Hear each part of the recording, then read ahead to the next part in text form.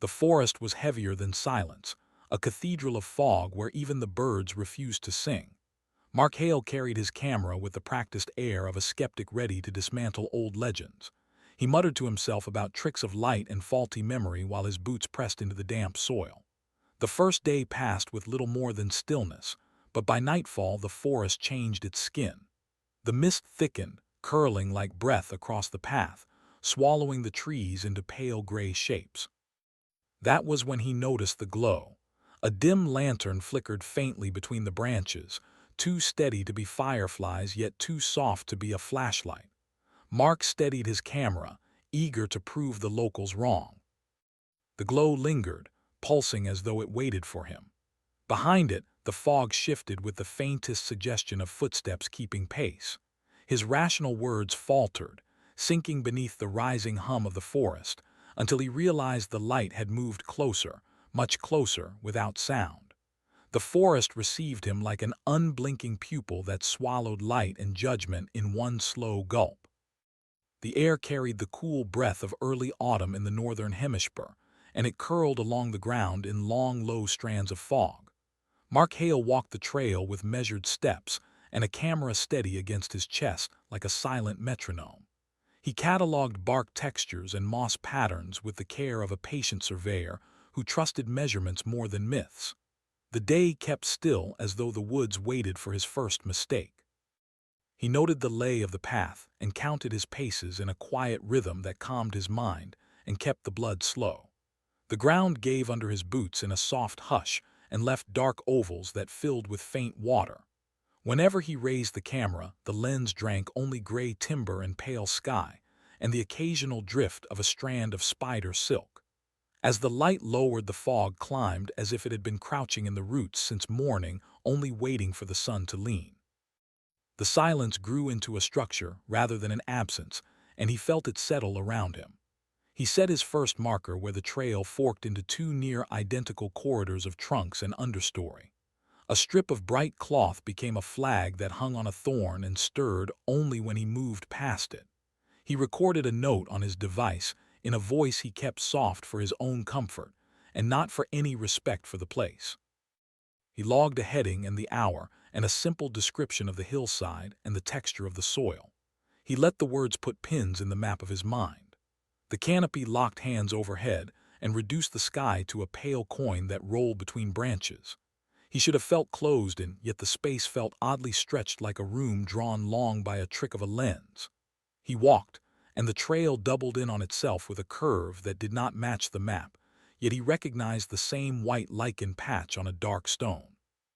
He chalked the error up to nerves and the quickened judgment that follows a long hike. He turned around and placed a second marker just to be safe. He found a clearing as dusk lowered itself over the needles and leaves like a shawl whose weight had memory. The clearing had the geometry of a forgotten yard, and that thought made something small and cold touch the back of his neck. He set the tent and kept the entrance toward what he believed was the trail, and he stacked dry sticks in a tidy pyramid that resembled a diagram. He kindled a small cooking flame and set water to warm and watched steam lift and dissolve into the fog. The forest accepted the heat without reply. He ate with mechanical focus and felt strength walk back into his limbs, while the light surrendered to a blue that made every shape a question. The camera rested beside him, and its dark glass watched the trees with a patience that he tried to borrow. The tent looked honest and domestic, and he clung to the site as to a rope hung across a dark river. He breathed and counted the breaths and kept them even until the counting itself felt like a ward. Then the ward failed without drama, and he noticed a glow. It was not the keen eye of a flashlight, and not the restless scatter of insects, and not the soft ember of a coal. It drifted between trunks like a thought that had detached from a mind and wandered in search of another. The glow held a center that never wavered and a halo that feathered with the fog and breathed with the windless air. The distance refused to answer his silent estimate, and the light seemed both near and far. He lifted the camera, and the lens admitted the glow as a simple circle. He told himself that the forest often produced marsh fire where decay and gas could catch a stray spark from a camp or a careless traveler. He reminded himself that reflections fooled depth, and that fog multiplied small brightness into spheres that floated harmlessly in empty space. He tried to hear wind and heard none, and tried to hear water and heard none, and tried to hear his own heart and heard too much. The glow pulsed once as if marking time on a clock he could not see. Then the glow held steady and waited. A softer problem entered the scene when footsteps sounded where the glow hung. They were gentle and deliberate, like a person who did not want to startle a friend. The steps matched the rate of his breaths, and then broke the pattern and then matched it again.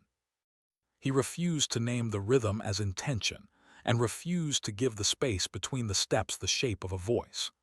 Yet in the low air his own name drifted forward in a tone that could have been wind if there had been any wind at all. He did not speak and he did not move, and he would not step toward the glow, while the first night still learned the shape of his camp. He set the camera to record and fixed the tripod legs with the care of a craftsman, and panned until the circle of light rested in the middle of the frame. The tent loomed at his side, and the clearing looked suddenly like a room without doors. He felt a familiar part of his mind gather itself like a teacher walking into a noisy class. He began a spoken log in a low cadence that made his own voice sound like a different person who had never learned fear. The glow slid to the left without showing the path it took, and then stopped and kept the same distance as if tied to him by a nearly invisible string. He tracked it with the camera, and the red light of recording burned steady like a stubborn eye. The footsteps appeared to circle, yet the ground showed no marks and the fog kept its surface smooth and untorn as if sealed by glass. The glow shifted again, and now it framed a narrow corridor between cedar and pine and elder growth. The corridor opened like a suggestion rather than an order. He felt the rational center of his chest tighten, and then steady as he reached for rope and chalk and a second helpful habit to keep him anchored. He tied a line from the tent stake to a trunk, and then another from that trunk to the next, and made a triangular boundary he could touch in the dark. He waited to see if the light would react, and it only lingered with a patience that did not feel human. He judged that patience and called it his own projection, and resumed the log with a cooler tone to prove the point. He decided he would hold position until first gray light touched the treetops. The night thickened into a substance that changed how sound moved through it, and the clearing reduced to a circle that fit within the reach of his arms. The glow hovered at the edge of that circle like a moth that had learned a new rule and wanted to test it. The footsteps stopped, and the silence that followed had the wet depth of a pond under leaves. He listened, and the listening became a pressure just behind his ears until his skull felt like a bowl. Then a far bell rang once inside the trees with no source and no echo, and the lantern brightened by a breath, and then held. The bell did not ring again, yet its memory hung in the leaves as if the metal grazed the air with an aftertaste. Mark steadied the tripod and checked the red eye on the camera like a sailor who trusts a compass more than the horizon. The lantern held its distance with the composure of a guide who has chosen the pace and will not be hurried. Fog gathered in small waves that lapped against his boots and retreated without a sound that water would usually make. The triangular boundary line brushed his ankle each time he shifted and felt like a hand that reminded him to stay. He lifted a finger to test the wind that did not exist and watched the fog ignore the gesture with a slow disdain.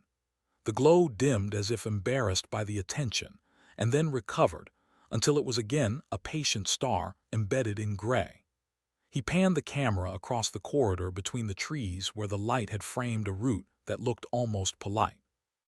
The viewfinder flattened the forest into layers and robbed it of scent and cold, and the tickle of damp on the wrists. The screen made the lantern look harmless, which was a lie that comforted him only for a few breaths. He tried an experiment that he knew would fail, yet needed to perform to keep his mind in familiar paths. He took a dry stick from the pile and snapped it into two neat pieces and tossed one toward the light. It fell short and vanished in fog that closed like curtains pulled by careful hands. He counted 3 breaths and tossed the second piece farther, and felt a childish triumph when it clacked against a root.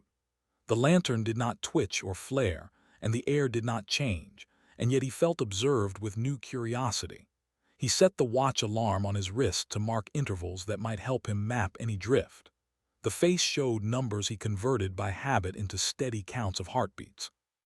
He spoke the time into the camera in a low tone like a guidebook read through a curtain. He added the temperature as a guess, and the wind as calm, and the sky as occluded by fog. The act of cataloging shaped the unknown into boxes and labels and let him pretend the forest would honor that shape. When he finished the notes, the glow moved a step to the right by a distance his eyes measured, but his feet could not. The footsteps returned with the same measured kindness that made him angry and then ashamed of the anger. The steps never rustled leaves and never cracked twigs, and yet they had weight that pressed against his eardrums. He closed his eyes and listened and identified 3 sources, though he knew there could only be one or none at all. The sources moved in a triangle that matched the shape of his boundary line. Voices slipped into the fog like threads that caught on his collar and tugged with gentle insistence. They used his name in a cadence that had belonged to people he trusted, and to strangers he had interviewed in dying houses, and to himself when he rehearsed questions. The words carried a warmth that was almost domestic, and that detail frightened him more than any threat would have. He reminded himself that coyotes can mimic tones and that wind can shape syllables from needles, and that memory fills blanks with faces. He did not answer and kept his jaw closed until the muscles trembled and steadied. He took chalk from his pocket and marked a short line on the trunk nearest the camera, and then marked another on the next trunk. The chalk looked bright and childish against the bark, and he felt a flush of doubt that embarrassed him for a reason he could not explain. He added a third mark, and then a fourth that formed a short ladder leading into the corridor. He looped the loose end of the boundary rope around his waist and kept the knot simple and clean. He advanced 2 cautious steps toward the glow and waited for the forest to react. The lantern withdrew by what seemed the same 2 steps and kept the triangle constant, as if a compass in its chest refused to surrender direction. The voices changed distance not by growing louder or softer, but by sharpening consonants that found his ear. He heard his name again, and the tone held a weary affection that he had last heard beside an empty road near a dead farmhouse where he had learned not to follow. He lifted the camera from the tripod and brought it with him so the lens could share the blame. The line around his waist tugged politely and then settled. He crossed a thin fringe of grass that had survived under the trees and felt each blade brush the laces like fishes in shallow water. The chalk marks faded behind him as the fog seeped into their brightness and turned them the color of old bones. He looked back when that detail struck him and tried to see the tint, and saw only a darker pocket of gray which may have been distance rather than shape. He told himself that he had moved only a few yards and that the camera would track the path back to safety. The lantern steadied again and seemed closer, and yet no larger. He paused and tested the ground with the toe of his boot, and found it firm though his senses had already judged it soft and treacherous. He forced a normal breath and then another and heard each sound as if his chest had grown hollow and acoustically precise. He saw the corridor narrow until 2 trunks framed it like a doorway built by careless hands. He did not step through because the boundary line caught and applied a suggestion rather than a command. He let that suggestion win and backed 1 step without turning. Fog swept across the path with a motion that felt intentional, though he knew it was only a low shift of temperature. The glow veiled and unveiled like an eye behind lashes, and then swung a small arc that made the mud glint.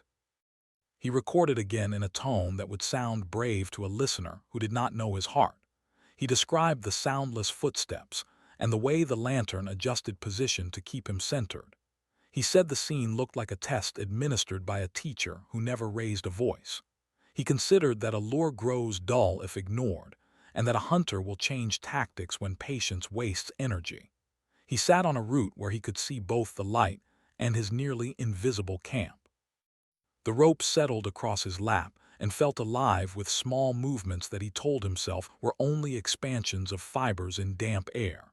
He waited without speaking and let the night measure him while the camera blinked steadily. The voices retreated as if offended that he would not obey. The retreat was brief. A new sound rolled along the trunks like a coin across a tilted table. It came from behind and to the left, and had the quality of water struck by a heel, and yet there was no stream nearby. He turned slow to avoid a stumble and widened his eyes until the fog sharpened rather than blurred. He saw another glow almost beneath the ground, as if held low by a hand that crouched. The two lights agreed on a rhythm, and then drifted in opposite directions to test his attention. He rose without meaning to, and moved one step toward the lower glow, because it felt honest in its attempt. The first lantern brightened and threw a faint stripe across the bark that pointed toward a deeper part of the forest. He felt a tug in the muscles behind his knees that wanted to follow and to prove a hypothesis about misdirection. The rope again touched his waist with a push that felt like a reminder from a friend. He turned the camera to record the slow migration of both lights. He realized that the fog served the lanterns by snaring the light and shaping silhouettes that looked like figures. Each time the glow passed a trunk, the shape swelled and thinned as if a hooded head turned to regard him. He sketched that observation into the audio log so he could later cut a calm narration over the footage. He explained that humans read faces into patterns for survival, and that the same instinct makes a trap elegant. He heard in his own voice a careful pride and an edge of pleading.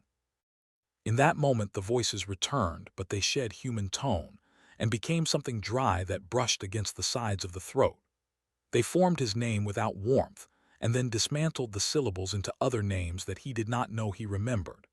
The sound carried no anger and no plea, and only a quiet intent that mocked his earlier theory about animals. He thought of lanterns once used by people who had forgotten their paths, and of lights used as lures by those who waited in the dark. He considered how long a lesson can persist after a body has eased into the soil. He wanted to note the date, and found he had lost the simple count of days since arrival, which made no sense at all. He reconstructed his route by memory, and met a blank wall that he recognized as panic wearing the face of logic. He steadied his mind by touching the weave of the rope and counting each small ridge across the fibers. The tactile rhythm slowed his pulse and widened his view until the trees regained their plain forms. The lanterns accepted his return to reason without punishment. The fog grew colder by a degree that his skin felt with the accuracy of a thermometer. A smell like wet iron rose from the ground, and he could not tell if it belonged to mineral or memory. The low glow slid closer to his left boot, and then stopped as if it waited for permission to cross a line only it could see. He did not move his foot and did not speak to the camera, and allowed the silence to gain weight. The weight became a pressure behind his eyes that suggested tears which did not arrive. He knew the next step would be the mistake the forest desired. He imagined how future viewers would parse each frame and point to the movement that proved a haunting or a hoax. He chose to deny the forest that moment, and turned instead toward the faint spot where the tent should wait.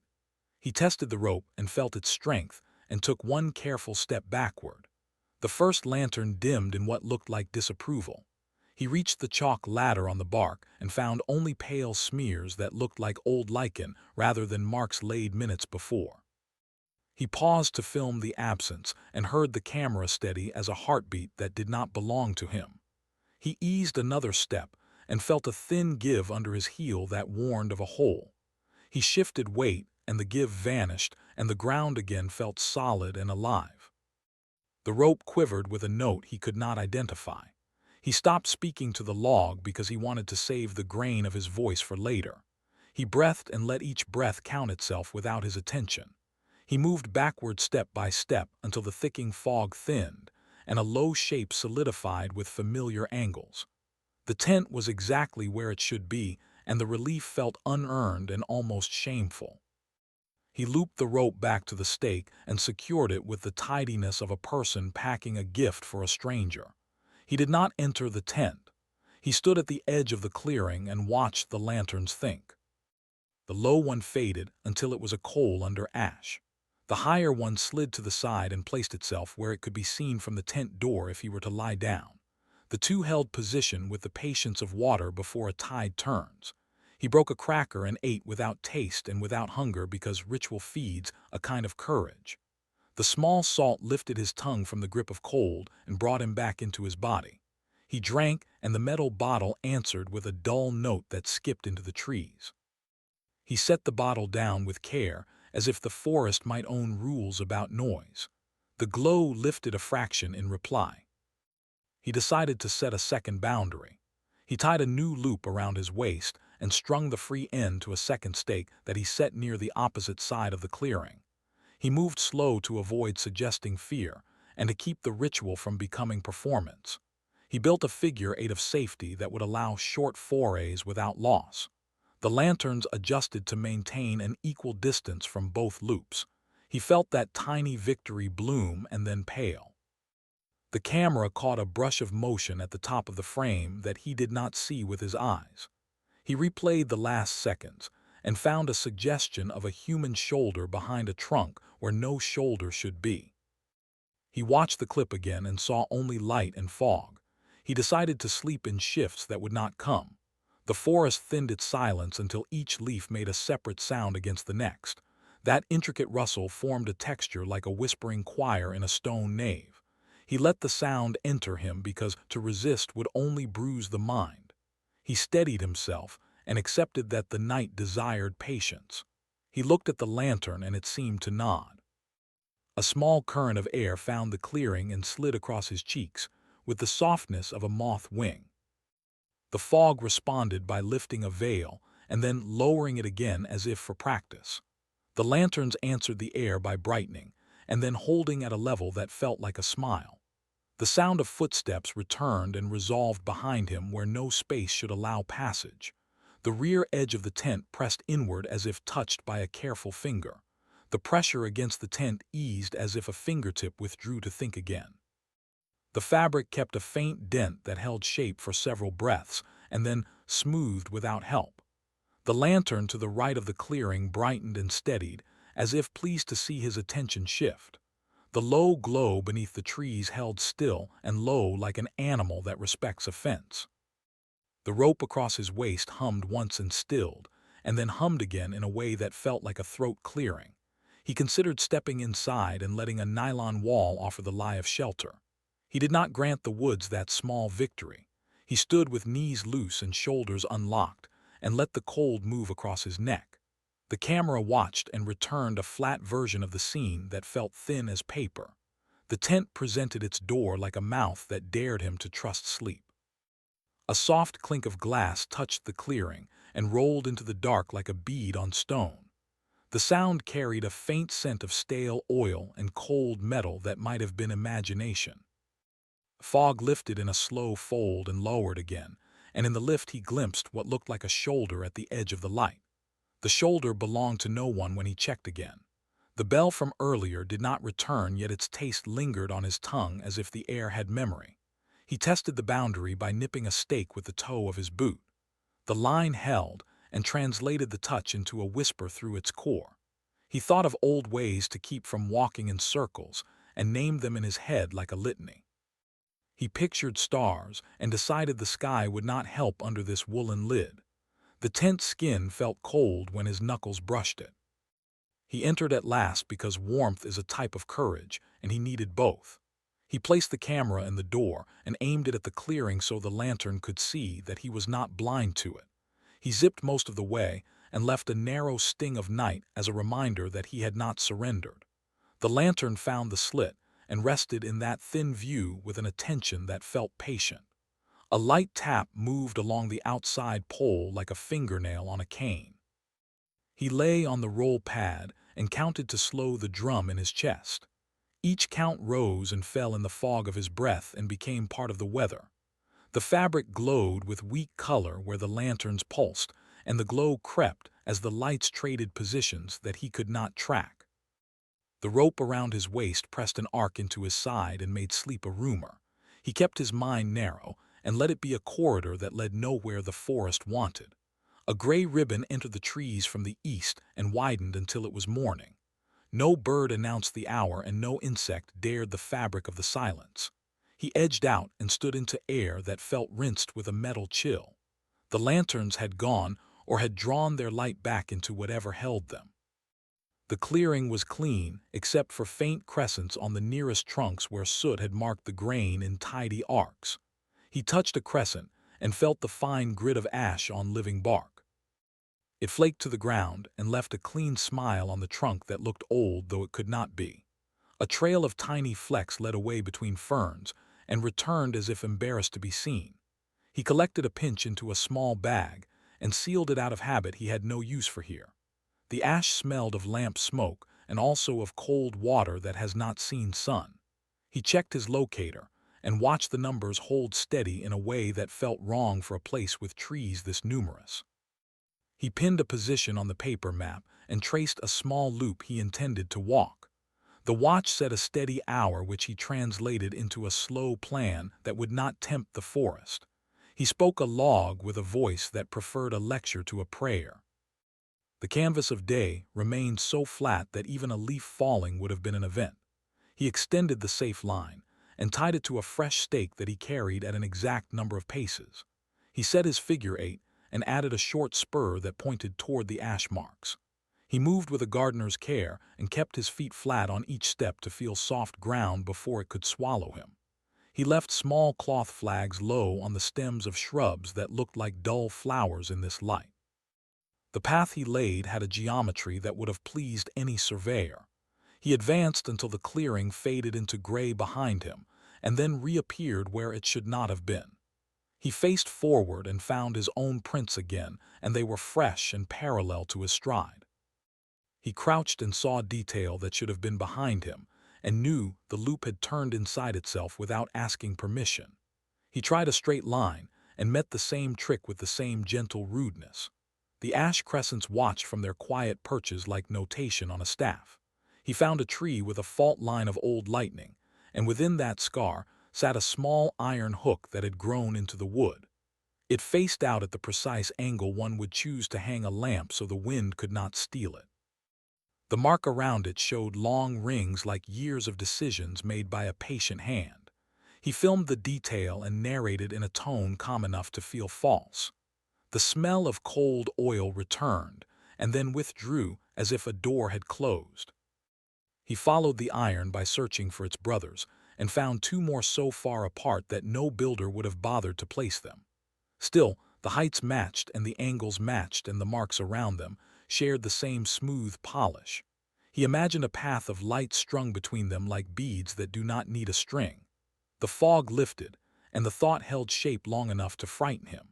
He went back the way the rope told him to go and found the clearing right where Patience had left it. He ate with lack of ceremony and logged what the camera had seen. The map he drew refused to stay true, and each time he looked away a curve had smoothed or a spur had wandered to a new direction. He marked down the trick, and the mark blurred in front of his eyes with a slow bleed. He steadied the paper with both hands and told himself that the world can slide under very light pressure. The lantern soot on the trunks kept its shape, and that gave him a small anchor. He rested during a noon that was dull and cold and featureless. He closed his eyes but let his hearing comb the forest for noise. A tick tapped from somewhere to his left with a tempo that suggested a cane on stone. It counted 9 beats and paused and counted 9 again and paused in exact repetition. The sound came from no path he had mapped. He filmed in that direction and caught nothing that an editor could highlight. He widened the shot and let the camera drink the emptiness with steady hunger. The tap took 1 step closer and then receded by 2 steps with precise calm. The rope line lifted from the ground as if brushed by a passing calf of air. He kept his hands still because any motion felt like a word the forest would misunderstand. Light dimmed early as if the day had less blood than it needed. Fog rose in neat layers until the trunks were columns in a drowned nave. The breath in his chest worked harder for less reward, and the cold grew clear and mean under his nails. He built a small fire for food and kept it efficient so it would not annoy any old rule here. The smoke went straight up and vanished into a lid like a ceiling that did not like smoke. Evening settled in a single motion and gave no sunset in payment. The lanterns returned with the quiet dignity of hosts who know the house rules. One rose from the ground and took the place of the low coil that had watched him through the night. Another stood where it had stood before and announced nothing. A third appeared deeper in the corridor and eased forward until its glow drew a thin line along the rope at his side. The voices woke when the third light woke. They knew his name and used it in a tone that offered help rather than order. Words formed without mouths and drifted into the clearing like breath on glass. They built the shape of directions, and they used small homebound phrases that pierced rather than soothed. He kept his lips closed so he would not return anything the forest could use. He raised the camera and watched the 3 points resolve into shapes that were not shapes. When the lens moved a fraction, the lights reacted in kind and held their perfect triangle around him. He paced the figure eight and let the rope guide his steps as if the line had become a partner in a dance. The ground gave a soft warning and then held firm as if proud of its restraint. The tent door moved as if air had weight. He set to work with the third loop of line and aimed to create a small island where his mind could be simple. He tied a quick bowline and passed the rope around a stump that had been waiting for that duty. He came back to the center and tightened each line until the whole lattice hummed with a low tone like a distant wire in wind. The lanterns drifted out by 1 pace and then moved back by 1 pace as if the net had touched them. The fog thickened and pressed its softness against his throat. He tried the log again because ritual is a gate that can open both ways. He described the third light and the new behavior and the way the rope translated small movements into sound. He said that he would not be tricked by voices that knew how to be kind. He ended the note with the time and a calm promise that he would proceed at dawn. The promise felt like a gift to a stranger that would not be delivered. The clearing brightened in a small circle as the nearest lantern leaned into its own halo. The camera low light setting deepened the blacks until the trunks looked like pillars through water. A breath warmed the edge of his ear where no human could stand inside the ropes. The tapping cane counted once, and then scraped as if a match had drawn along a rough surface. A thin line of sulfur lit the air behind his left shoulder and did not yet catch. The sulfur line shivered and then lifted a small steady flame that wrote a slow curve in the air. The curve moved toward the nearest trunk as if guided by a hidden wick. It touched bark and did not burn and simply hung there as a bead of light. The bead fattened into a tiny lantern and then sprang back to a point and went out. The rope at his waist gave a small hum that he felt through his coat like a bass note without a song. The rightmost lantern grew brighter as the bead died, and for a moment the clearing had the careful look of a stage. He saw how the 3 points had chosen their positions to keep him in a neat center. He angled the camera to hold them all and let the image roll without commentary. His breath drew pale ribbons that drifted sideways and then straightened when the air forgot to move. The rope settled and the quiet returned like water after a single thrown stone. He knelt and tied a small carabiner to a short length of his spare line. He clipped his metal bottle to the end and let it hang across the inner boundary where the light liked to graze. If something tugged, the bottle would show it. The weight swung in a slow arc and then steadied. He placed his palm inches from the route the lantern favored and waited without words. The bottle moved first by a finger width, as if nudged by a careful toe. It moved again, and then held exactly halfway between his tent and the forward corridor. The hanging line did not twist. The glow on the right slanted and drew a thin bar of brightness along the rope that led out to the corridor he had refused. The third glow far back in the trees blinked once and then held.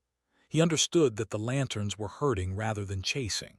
He sat on his heels and counted slow in his head because numbers kept by breath can be kinder than numbers kept by machines.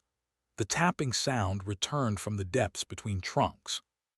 It counted a set and paused and counted the same set again with the precision of a clock that prefers control to drama. He measured the time between sets and found perfect agreement. The sound moved a single tree to the left and then repeated. The pattern suggested distance, though no map could use such data. He told the camera the observation in a thin voice and wished he had saved the breath. The fog rose and hung at the level of his knees and made each rope line a black pencil stroke on a gray paper. The lanterns made the fog thin where they passed as if they drank it and then exhaled it elsewhere.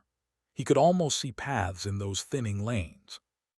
He steeled himself and walked the inner figure eight until his muscles took the pattern as a habit. He stopped at each crossing and touched the knot so his hands would know the shape by memory. He reminded his body to drink and to eat and to rest a fraction at a time. The triangle of lanterns drifted with him and kept their distances exact. The camera watched with the neediness of an eye that cannot blink. Sometime after midnight, in a unit of time that his watch refused to honor, the temperature stepped down by a full rung. Frost pricked the lower leaves and held there like pale dust. His breath thickened and made a soft scrape when it slipped through the scarf at his mouth. The lights responded by brightening by a degree that did not help and did not comfort. A smell like pond water came from the soil and clung to his tongue. The night offered a vision shaped from light and fog. A pale shape leaned near the rope and seemed to place a palm against the line as if testing tension. He felt the pressure in the fibers and saw nothing more than the blur of a sleeve in low glow. The camera lens fogged at the edge and he wiped it with a careful cloth. When the glass cleared, there was only the lantern and the rope and his own breath. He studied how the lights reacted to his body and learned a rule. When he extended the lines and made space, they drifted back. When he drew the lines and they pressed forward by the same measure. He tested the rule 3 times and found no deviation. The lesson had the taste of negotiation rather than threat. He took comfort in the idea that rules existed even here. Sleep wanted his head and knees and eyes like a slow tide. He refused most of it and shaved small pieces that fit into seconds. He tied his belt lightly to the inner rope so a tug would wake him when his mind dulled. He sat inside the tent door without closing it and let the cold punish drowsiness. The lanterns kept a slow pulse that matched the rhythm of the tapping deeper in the woods. A false dawn rose from the ground and smeared the trunks with a gray that felt like pity. He checked the color and found none and knew it for a trick. He spoke the time from the watch in his quiet log and marked the hour as still night. The fog did not lift, and the birds did not test the light. Only the lantern crescents on the trunks held steady like marks a careful teacher will not erase. When honest morning finally arrived, it did so as if it had been allowed rather than as if it had been earned. He took the rope and moved in daylight toward the lightning scar with the iron hook. He found it with less effort than he expected and felt an almost pleasant chill when he saw that dew had gathered on the iron in tiny perfect beads. Below the hook, the soil held small triangles of clear glass that had the green tint of old lenses. He lifted one shard and turned it to the light and saw the forest split into soft doubles. He dropped the shard into a cloth pouch and pressed the pouch into his pocket. The voice in his head that sounded like sense warned that carrying a piece could knit him tighter to the place. Another voice argued that proof matters more than comfort. He kept the shard all the same and tried to forget the decision. He marked the tree with chalk and found that the chalk line refused to cling to the damp grain. He went on and found another hook grown into bark at a matching height. Beneath it, the soil had a silver stain as if oil once pooled and then dried. He traced a route between the hooks with his eyes and the line cut a neat arc that returned to the clearing. He pictured lamps hung here in slow procession. He pictured a figure passing through fog with a gentle pace and a patience that does not burn out. By noon, the quiet had begun to shout in his ears. He returned to the clearing and ate in small bites and drank in small sips.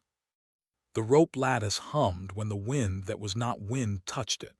The camera battery indicator held steady as if the machine had decided to turn loyal. He packed a small kit for a measured walk and left the rest where it was most familiar. He anchored a second line to a heavy log and paid it out as he followed the faint arc suggested by the hooks. The lantern stains appeared at wider intervals with soot crescents bright against the bark. A low basin opened where the ground had once been dug and then forgotten. At the center stood a post cut flush with the soil and capped with a circle of iron like a ring.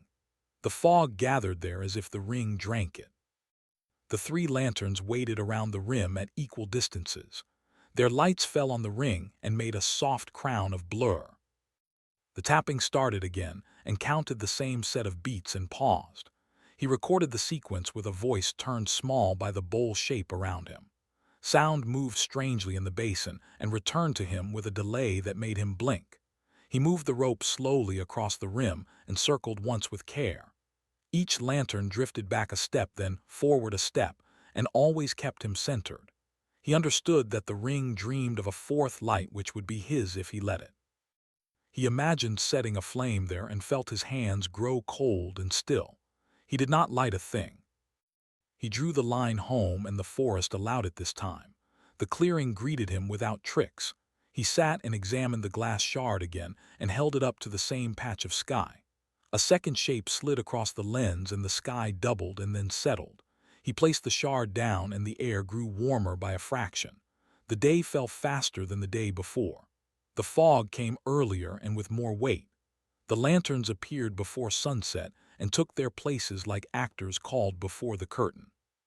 He felt stronger for no clear reason and thought that the forest disliked that feeling. The tapping cane answered his strength with a faster count and then returned to the original tempo. He spoke his plan into the log with care. He would hold the lines and keep the center and test no more tricks tonight. He would sleep in breaths and wake in quick bursts. He would ignore voices and follow only rope. He finished the log before the lanterns shifted their distance. The nearest light stepped over the rope without touching it and hung inside the lattice as if rule had changed. He rose and his knees hummed with locked blood. The lamp did not advance. It hovered a little lower than his eyes and made a weak circle on the ground like a coin lying face up. The camera showed the same circle and a thin outline of something that held the light but did not shape it. His heart learned a new rhythm. He placed one palm against the inner line and felt the strands tremble with an approaching weight. The tent wall breathed in toward him and stopped and then breathed out again. The outline deepened and softened with each pulse of the unseen breath. The light of the inner lantern flared by a hair. He did not speak. He kept his head still so the shape would not learn his reflexes. A smell like damp linen rose near his cheek and moved to the corner of his mouth. The rightmost lantern brightened in sudden agreement as if to say that a lesson was about to begin. The tapping cane dragged once like a match on rough stone and then held. For a long minute the world did not move beyond that. The ropes held tight like strings on a guarded instrument. The fog crept around his boots, and the tent made a small sound like a tired animal settling. He felt his eyelids try to thicken, and he fought them open with steady blinks. The inner lantern dimmed a fraction and then brightened again. A second shape appeared at the edge of seeing near the left rope. It was less than a figure and more than a shadow. It leaned as if to listen, and then straightened as if alarmed by nothing. The air cooled another step, and the hair along his forearms lifted in a slow wave. The camera recorded the change as a deepening of tones. He stood without deciding to stand, and the lattice sang under the sudden shift of weight. The inner lantern tipped as if held by a hand. The outer two lanterns answered by raising their halos.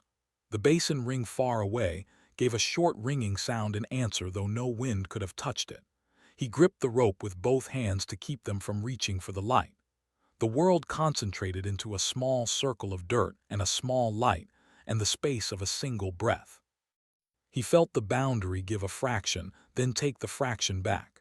He thought of the glass shard and of the hooks and of the ring that waited to be completed. The outline near the lantern gathered itself and then loosened as if unsure which pose might win him. He waited without plan and without prayer.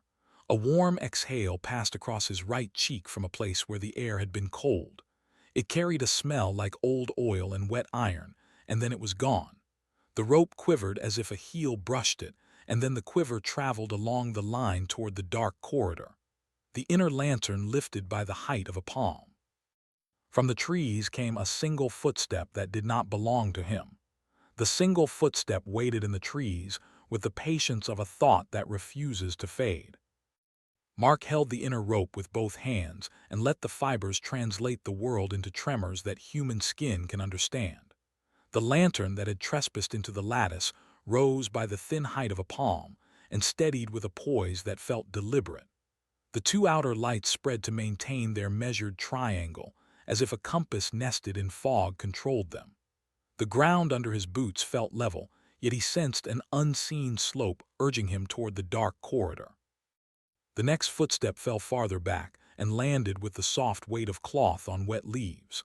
The tapping cane answered it from deeper in the forest with a patient count that made time feel rectangular. Mark pictured the basin ring far away and imagined the count bouncing off iron and returning rounded and dull.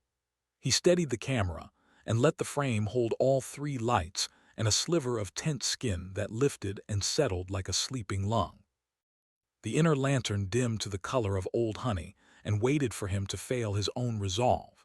He drew the glass shard from his pocket and held it at arm's length until the inner glow blurred across its green edge.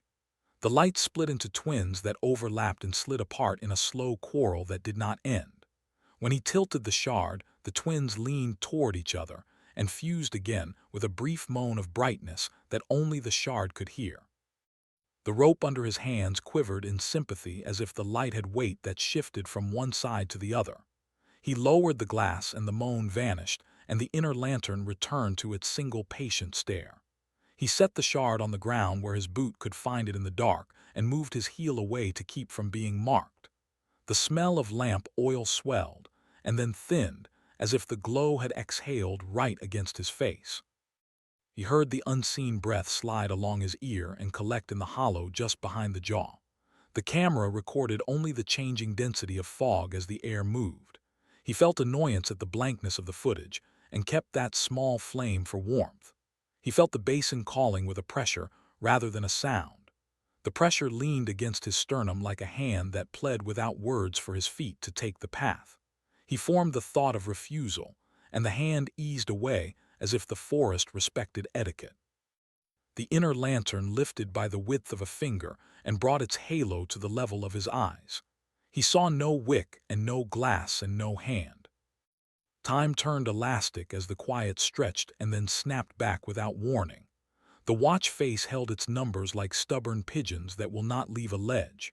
He spoke an hour into the log, and it sounded exactly like the last hour, as if the tape had looped. The cold found his wrists and his throat, and then his spine. The fog thickened at knee height and thinned right above the ropes with a geometry that felt intentional. He saw a pattern in the rope tremors and counted the pulses until a phrase emerged that might have been a word if wood could speak. The pulses repeated in sets that matched the earlier tap counts near the hooks. The lanterns brightened at the top of each set and dimmed at the pause. He described the timing into the log and used plain words because the mind loves tricks dressed as facts. The pattern ended before he could name it, and a new pattern began that fit the same rhythm.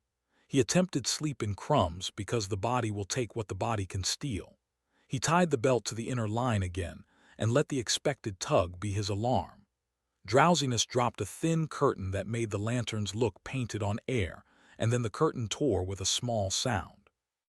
He found a brief black scorch on the rope where it crossed a knot, and his stomach turned hard and hollow. He cut that section clean and replaced it without letting the line slack enough to invite a mistake. Morning arrived without ceremony and without birds, and he let the faint silver count as grace. He ate and felt the food turn to resolve which he disliked in himself yet needed. He furnished the camera with a fresh battery and checked the time with a patience that did not help. The inner lantern had retreated to the outer triangle, and the three now waited beyond the lattice with poised stillness. He decided to visit the basin ring, while light had the strength to be called light. He paid rope from the figure 8 and laid flags low on the ferns and on the pocked bark of quiet trees. The fog lifted in veils that parted for his chest and closed for his back as if he broke a surface he could not name. The lanterns moved in modest escort formation and never brushed his path, yet always held perfect distance. The tapping cane rejoined the scene in sets of 9 that ran with him like breath. He felt his ankles choose caution on their own, as if stone waited under the leaf mold. The ring stood where he had left it, yet larger as if the night had fed it. Iron circled a low post that showed age beyond what made sense for any trail marker. The fog held to the ring like cloth that had learned to cling. Soot scars dotted the rim with small moons that never fully faded. He filmed and heard his voice return with a hollow echo that lagged 3 heartbeats behind the words. Impressions circled the basin where feet might have stood in a time that forgot to vanish. The shapes were shallow and water glossy, and arranged with a care that looked ceremonial. Beside them lay a cup of collapsed tin pressed flat, yet still cupped enough to gather rain. He crouched and traced an edge with one finger, and the cold bit him with a memory that was not his. He rose with the reflex of a person leaving a pew that does not belong to him. He followed an old drainage cut that led away from the ring and let the rope line whisper along the ground behind him. The cut ended at a shallow stone bed where channel marks suggested oils poured and burned and washed. He saw the forest as a theater with lighting rigs strung high and ladders grown into trunks and night crowds guided by patient hands. The idea felt too human and then not human enough. He backed away and let the ring reclaim its quiet. He set the metal bottle on the iron and listened. A hum rose through the rim like a low choir heard through thick walls. The lanterns drew in by a single pace and lifted their halos to a level that made 3 long rays stretch toward him across the basin. The bottle trembled and the hum moved up through his bones in a line of patient pressure. He watched his hand shake, though he had not given it permission to confess. He took the bottle off the ring and the hum dropped into the roots. A path appeared between 2 trunks by nothing more than a thinning of fog and a darker promise beyond. The lanterns aligned to frame the path with such hospitality that it felt rude not to accept. The rope at his waist tightened with an unambiguous tug that hurt in a friendly way. He smiled without liking the smile and turned back toward the flags he had left. Afternoon arrived early as if the day had a wound that let its light drain out. Shadows lengthened without sun to make them, and the gray turned to slate, and then to iron. The lanterns multiplied until 3 became 6, and then 9 without abruptness. Each new light held a position at equal intervals like beads on a wire that curved gently around him. He heard faint steps on all sides, and could not tell if the steps belonged to one walker or to many who shared a single intent. He moved in tidy circles within the lattice he had built, and the circle of lights moved with him like a necklace taut to follow a throat. He kept the camera on a wide frame and let it swallow the expanding halo. The rope sang without sound in the fingers and insisted on little adjustments he did not realize he was making. The ring far away gave a single soft note that held no echo. The fog rose until his world was a room with walls made of light. The lights drifted closer until they hung almost at arm's length, and it felt possible to cup one as if cupping a firefly that has chosen to be kind. He did not try. The shape inside the nearest glow thickened until it was a suggestion of a hood and a suggestion of a jaw, and then thinned to nothing again. The pulsing count returned in flawless sets, and his heart involuntarily learned to beat between the taps. He felt the idea of trust enter the clearing and sit down to listen. The rope around his waist tugged twice, and he followed the pull with the reflex of a man led through a crowd. He reached the center of the lattice and sat without deciding to sit. The tent wall breathed and stopped and breathed again. All the lanterns rose together by the height of a hand and held there with grave ceremony. The camera adjusted its gain, and the screen brightened without adding comfort. He felt that the moment had been rehearsed long before his birth. Lanterns held the circle. Fog held the floor. The ropes drew a symbol without an alphabet, and still his body read it. The tapping cane slowed to a deliberate count that could have governed vows. Darkness pooled in the space between the lights, and then lifted like ink drawn by a magnet. His mouth went dry, and his hands found the rope of their own accord, as if hands know the oldest lesson first. A low wind rubbed the clearing in one pass and left the taste of iron on his tongue. Every lantern went out at once, and the camera's red eye died with them. Behind him, a new glow rose slow and close like a wick about to catch. The new glow rose behind him with the deliberation of a hand lighting a lamp that had waited a century. It did not flare and it did not flicker. It swelled in a calm curve until the clearing was rimmed by its honey light. Mark did not turn at once because instinct told him that turning would prove obedience. He held the rope tighter and kept his eyes on the hollow dark where the other lanterns had just died. That hollow trembled as though something vast had inhaled and chosen not to exhale. The glow shifted color while he resisted. It grew pale as milk, then deepened into the green of old glass, then settled on a warm yellow that imitated hearth fires he had not seen since childhood. The scent of lamp oil rolled through the clearing like a memory pressed close to the face. His throat locked at the smell because it carried the suggestion of voices too faint to make words. He wanted to call them echoes, but they lived inside the light and not beyond it. At last he turned. The glow had shape, and the shape was a lantern taller than any he had seen, suspended at chest height by no visible hand. Its sides were brass blackened with age, and its panes were beveled glass that seemed to sweat with condensation. Inside, the flame did not touch wick or oil, but hovered as if weightless. The brass frame trembled with the subtle gravity of something deciding whether to hold or to open. He told the camera what he saw, but the camera lens had gone blind, black glass against blacker night. The rope at his waist grew slack though he had not moved. He checked the knots and found them firm, yet the line sagged like a tether that had given up its duty. He leaned back to test it, and the rope did not answer. In its silence he felt abandoned, and the sudden lack of resistance filled him with a colder fear than the lantern itself.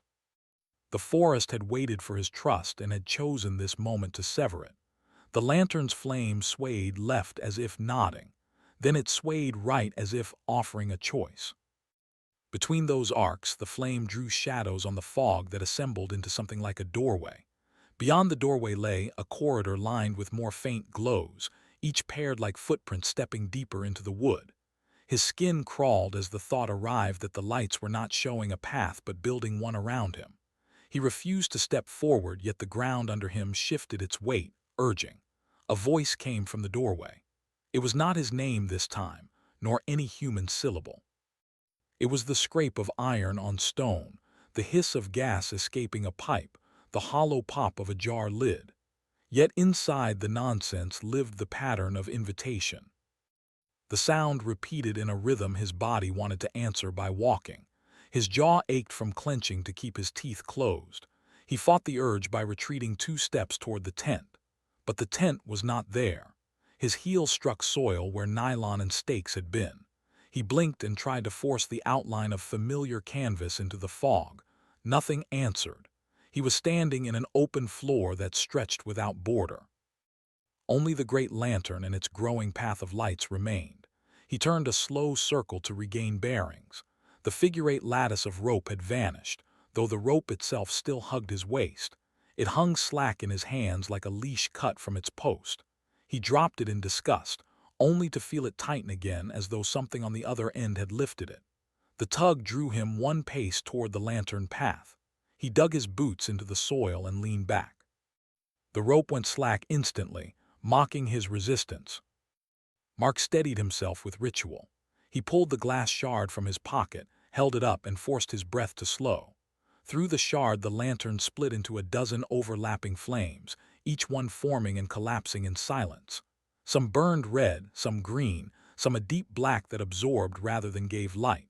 Each shade flickered at its own rhythm, like a choir chanting in separate languages. His stomach lurched and his knees buckled at the sight. He lowered the shard before the nausea consumed him. When his vision steadied, the giant lantern had shifted closer without sound. It now hovered only a yard away, its glass panes trembling as though something inside pressed outward. The flame grew taller, licking the upper rim without heat. For the first time Mark felt warmth, but it was wrong. The warmth was not in the air but inside his chest, as if the lantern had slipped a coal between his lungs.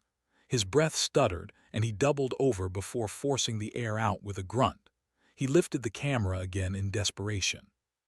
The screen showed nothing but static like snow falling in fast silence. He tried the microphone, and his own voice returned warped, stretched into a drawl that did not end where it should. He cut the record and let the camera hang. It was no longer a witness. He understood then that the forest had decided what evidence would survive and what would not. The lantern flame bent forward like a body bowing. The fog parted in a corridor straight ahead, and the faint trail of twin lights deepened into clarity. He saw shapes moving between them, silhouettes of travelers drifting without feet. Some carried lanterns of their own, dim and blue, others simply glowed faintly at the edges. Their motions were endless loops, walking forward and vanishing, then appearing again further along as if on invisible rails. He realized with horror that the lights were not guides, they were echoes of those already taken. His knees wanted to bend. His feet wanted to follow. He forced them still and whispered the log again, though the camera would not catch it. He spoke not for proof now, but for himself. He described the path and the figures and the bowing lantern. He repeated the fact that he would not move. Speaking the words became a barricade he could hide behind. Forrest did not answer. It simply waited. The silence stretched until his ears began to invent sound. He heard crackles in the fog that were not there. He heard low murmurs behind his teeth. He thought he heard his own voice from far ahead in the corridor, already swallowed and replayed. His spine chilled as he realized that refusal could not save him from imitation. He grasped the rope again and pulled it tight around his waist, tying a hard knot to remind himself of weight and fiber and reality. The rope resisted, twisting once as if something else pulled from the other end. He yanked harder and the line snapped taut with a violence that threw him to his knees. His palms burned from the fibers and the smell of singed hemp rose in the air. The lantern flame flared at the same moment, as though enjoying his fall. From the corridor came a surge of voices. Not screams, not whispers, but the steady cadence of people calling to one another across distance. Some used his name. Some used names he did not know. Some were only syllables that had never belonged to language, yet every tone carried patience. None urged him, none threatened, they simply called, as if his absence was expected and his arrival overdue. He scrambled to his feet and staggered back, but the rope tugged him forward again. He stumbled to the very edge of the lantern's halo, inches from stepping into the carved path. The flame bent toward him, pane glass bulging outward like lungs inhaling. The silhouettes down the corridor froze, all faces turning toward him, though no faces were visible. They waited as though his step would complete their circuit. Mark forced his eyes shut. He pressed the shard of glass against his palm until it cut skin and pain steadied him. He turned sharply to his left and ran blind, rope trailing, ignoring the lantern, ignoring the path, ignoring the voices. His boots pounded soil that felt both real and not real. He opened his eyes after several strides and saw that he was not in the clearing, not near the tent, not even near familiar trees. He was inside a new circle of fog, ringed by lanterns that had already arrived before him. This circle held not 3, not 9, but dozens. Each lantern hovered at equal intervals, their flames steady, their brass dark. They faced inward like an audience seated for a sermon. At the very center of their circle, the giant lantern hovered again, unchanged, waiting. He had not escaped. He had only been guided into the next ring. The rope at his waist drew tight on its own and cinched painfully into his ribs. He clawed at the knot, but the fibers burned his fingers without loosening. He understood too late that the rope had never been his safeguard. It had been the forest's leash all along. He bent forward under its pull as the central lantern swelled, its flame stretching taller, licking at the fog like a tongue of light. The circle of lanterns brightened in unison, their glow merging until the clearing was as bright as day. Mark lifted the camera one last time, desperate, but the lens only reflected his own face. For the first time he saw himself clearly in the screen, eyes wide, mouth open, expression hollowed. Behind his reflection, another face leaned close, dim and smiling, holding a lantern of its own. He dropped the device in shock, but the image burned behind his eyes even as the fog closed over him. The rope pulled once more, steady and sure, and his body leaned despite every refusal. The circle of lights tightened, each lantern stepping closer as though walls of flame were advancing. The central lantern opened with a creak like a door's hinge. The flame within spilled outward, reaching for him with the patience of a hand that had waited far too long. The flame that reached from the central lantern did not leap like fire. It stretched with the slow certainty of a branch growing toward light. Mark braced against the pull of the rope, but the fibers had dug into his waist so deeply that he could not breathe without pain. He clawed at the knot with stiff fingers, skin raw from the night's struggles, yet each attempt only tightened the cinch. His heart hammered, but the rhythm felt borrowed, as though something else had claimed the beat for its own. The lanterns that circled him leaned closer, their flames bowing inward. Brass frames groaned softly as though joints bent in sympathy. The sound was not metallic but strangely organic, like cartilage flexing inside a chest. Every flame burned steady, never flickering, as if they had learned how to live without air. Their glow merged into a dome of dull gold above him, sealing the clearing into a chamber where no shadow survived. He staggered back a half-step before the rope snapped taut and nearly knocked him forward.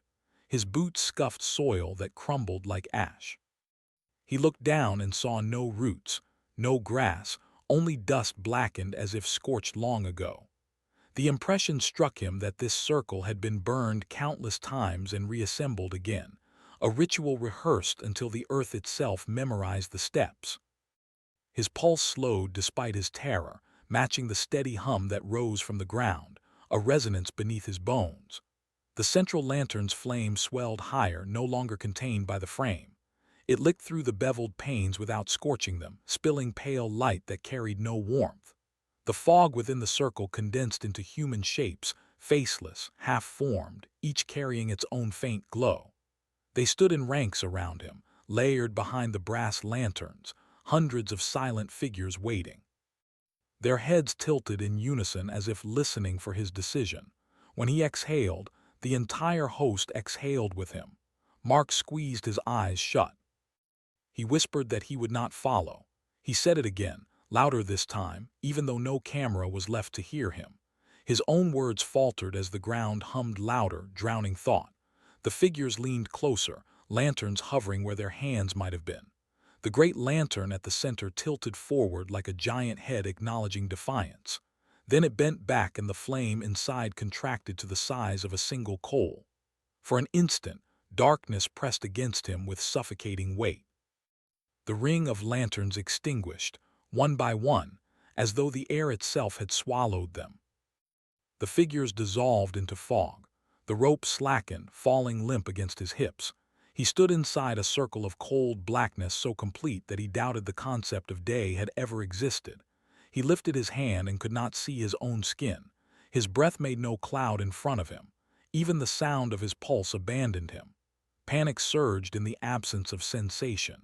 He dropped to his knees and clawed at the soil, desperate for texture, for proof of the earth. The ground crumbled like paper ash between his fingers.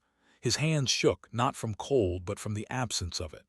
The void was not freezing, nor warm, nor any temperature his body could name.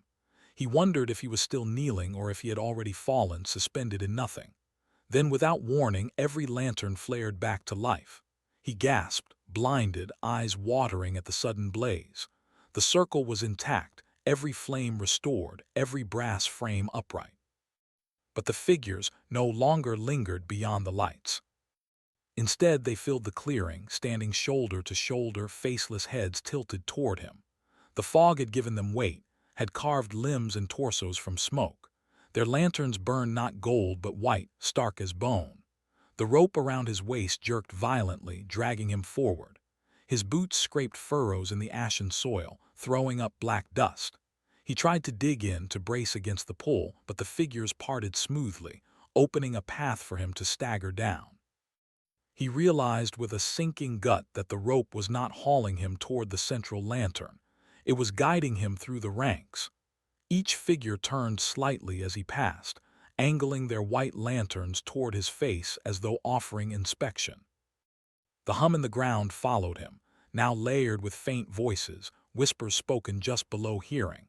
He caught fragments that sounded like names, pleas, confessions. He thought he heard his own voice among them, repeating words from logs he had spoken hours ago. Each whisper dug into his mind like a hook, tugging memories into the open.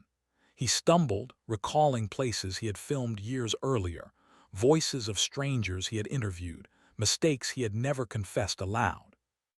All of them threaded into the forest's murmur until he could not tell which belonged to him. At the end of the path the central lantern waited, its flame burning clear and tall. The brass frame no longer trembled. It stood steady, confident, as though it had achieved what it intended.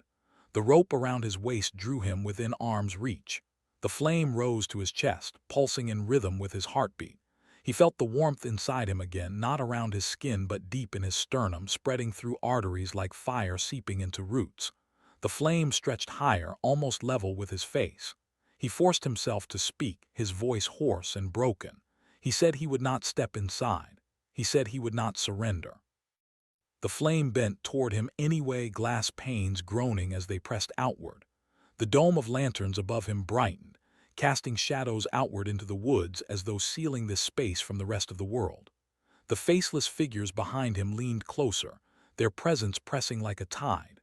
Mark ripped the glass shard from his pocket and raised it high. The lantern's flame split through the shard, fracturing into dozens of streams that bent at impossible angles. The dome of lights warped, each flame splitting into twins, then collapsing into darkness before igniting again. The figures behind him wavered as if unsure which version of him to follow. The hum faltered, voices stuttering into silence. For the first time the ritual broke its rhythm. He felt the rope slacken again. He seized the moment and ran, shard in one hand, rope trailing uselessly. The lanterns around him flared and blinked, some vanishing, some multiplying, their geometry shattered. Figures dissolved into fog mid-step, hands raised in unfinished gestures. He tore through the circle, into the trees beyond, heart battering his ribs. Branches whipped his face, though no branches should have been there. The shard cut his palm deeper, but he clung to it, desperate. He stumbled to a halt only when the forest grew quiet again. No lanterns glowed, no figures followed, no rope tugged. He collapsed against a trunk and let his lungs burn, blood dripping from his hand onto the moss. The silence was complete once more, but this time it felt thinner, fragile, like a curtain stretched too tight. He knew it would not last. He knew the lanterns were not gone, only waiting for the rhythm to reset. Mark lifted the shard and squinted through its cracked green. The forest fractured into layers of paths spiraling in every direction, some looping back into themselves, others vanishing into fog. Among them he saw lanterns already returning, faint glows drifting into place like stars reassembling constellations. The rope at his waist stirred faintly, tugging once, as if to remind him that the circle had not finished with him yet. The tug at his waist was slight and almost kind, as if the forest wished to begin again with better manners. Mark stood very still and let the quiet measure him. The shard rested warm in his cut palm, and he held it up until the green edge drank the faintness between trunks. Paths unspooled in layers that did not agree with one another. One line curled back into itself like a loop of thread. Another ran straight and then slid sideways as though the ground had learned to drift. In the farthest layer, a procession of pale embers walked with the steady pace of a funeral that has already happened. He lowered the shard, and the world simplified to fog and bark, and the old ache in his ribs where the rope had cinched. The rope itself lay slack across his jacket as if tired of responsibility. He unknotted one loop and felt a brief lift of hope. The second knot would not answer his fingers and felt warm under the skin like an animal holding still. He pressed the shard edge to a fiber and drew it through until threads parted with a dry sigh. The line loosened at last, yet still clung to his waist with the devotion of ivy. He chose a direction that none of the layers agreed upon. He stepped away from the imagined procession and away from the neat loop. He walked toward a darker belt of trees where the fog thinned and the trunks showed deeper grain. Each step felt like a question that the earth chose not to answer. The silence had a texture like wool pulled across the ears. He went on until the smell of lamp smoke faded to a memory, and then to theory. Daylight flirted at the crown of the canopy but would not commit. A thin gray filtered down and gave each leaf a rim of dull pewter. He took inventory by ritual. Body sore but whole, camera dead, water adequate for now, the shard warm, the rope reluctant. Facts laid like stones across a stream. He walked on those stones because belief had grown untrustworthy.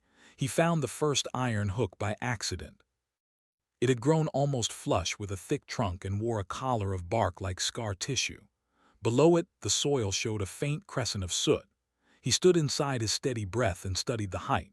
It matched the other hooks, and the angle matched, and the polish around the iron matched. The detail felt like a thread that ran under the forest and gathered all the trees into one hand.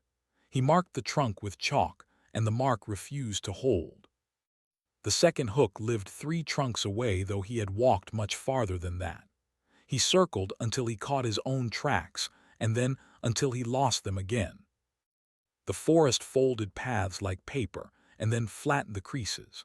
He pressed the shard to his eye, and the hooks multiplied into a line that curved toward a low saddle of land. The same line without the shard curved the opposite way into thicker growth. He chose the shard line and tied a fresh strip of cloth to a branch low enough to be found by a person kneeling. He reached the saddle and found not a view but a long, shallow ditch like the ghost of a boundary. On one side the trees leaned in as if listening. On the other side they leaned back as if holding their breath. The ditch held water the color of steel, and the surface did not tremble when he touched it. A broken ring of iron rested under the film as if placed there to cool. He thought of the basin and of the ring at its center, and felt a small consonant click in the mind where puzzles go when they grow teeth.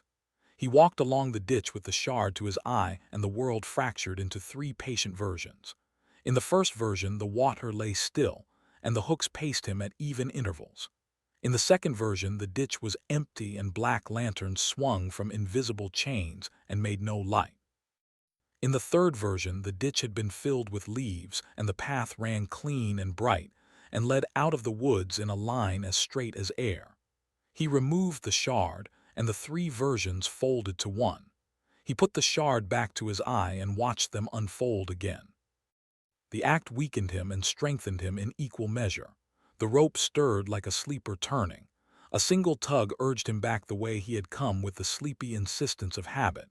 He tightened his grip on a low branch until bark pressed crescents into his palm. The tug changed to a suggestion rather than a command. In that small mercy, he sensed the patience of the thing that held the other end. He walked on along the ditch, and the rope allowed it as if curious. A low structure revealed itself when the fog made a rare mistake and lifted. It had no roof left, and the walls had foundered into knee-high outlines of stone. Inside the outline lay a scatter of glass panes that had surrendered to long weather and now resembled ice that would never melt. A rusted hinge clung to a post, and beside it sat a brass key shaped like a small lever with a square throat. He lifted the key with 2 fingers. The metal held a ghost of heat. The heat felt borrowed from a hand that had just set it down. He did not pocket the key. He set it on his palm as evidence that the world could still transfer weight. The shard showed the ruin as whole for a breath, and then as broken again. In the whole version, a door stood open, and a lantern hung from the hinge, and the breath of someone not present stirred the soot along the sill. He set the shard down, and the ruin kept its ruin. He left the key where it had been because he did not know what promise might wake if he kept it. The ditch ended in a circle of stone that hands had set and branches had forgotten. At the circle's center lay a ring like the one at the basin, yet smaller and cracked through. He crouched and put his palm over the crack. The iron hummed the way an empty church hums when wind works the doors. He felt the note through the heel of his hand and along the bones of the forearm. The rope lifted as if answering the same pitch. Something far away adjusted its stance and waited to see if he would complete the old shape. He refused that lesson with a clean motion. He stood and stepped back, and the rope sank again. The circle accepted his denial without spite. He felt watched in the mild way a teacher watches a child who has not yet found the rhythm of a song. He moved away from the stones, and the forest folded after him. The hour had the flat light of late afternoon, though he had walked only a short run of breaths. He ate because food was a refusal translated into sugar. The mouth worked and the mind steadied, and the heart learned a softer step. He drank, and the metal bottle made a small sound against a root. The sound traveled into the ditch and then into the trunks as if a pipe carried it. From the trunks came back a single soft tap as if a cane had struck the rim of a bell. He followed the echo and reached a narrow run of trees that had grown in a disciplined line. Hooks lived in every third trunk at the exact same height.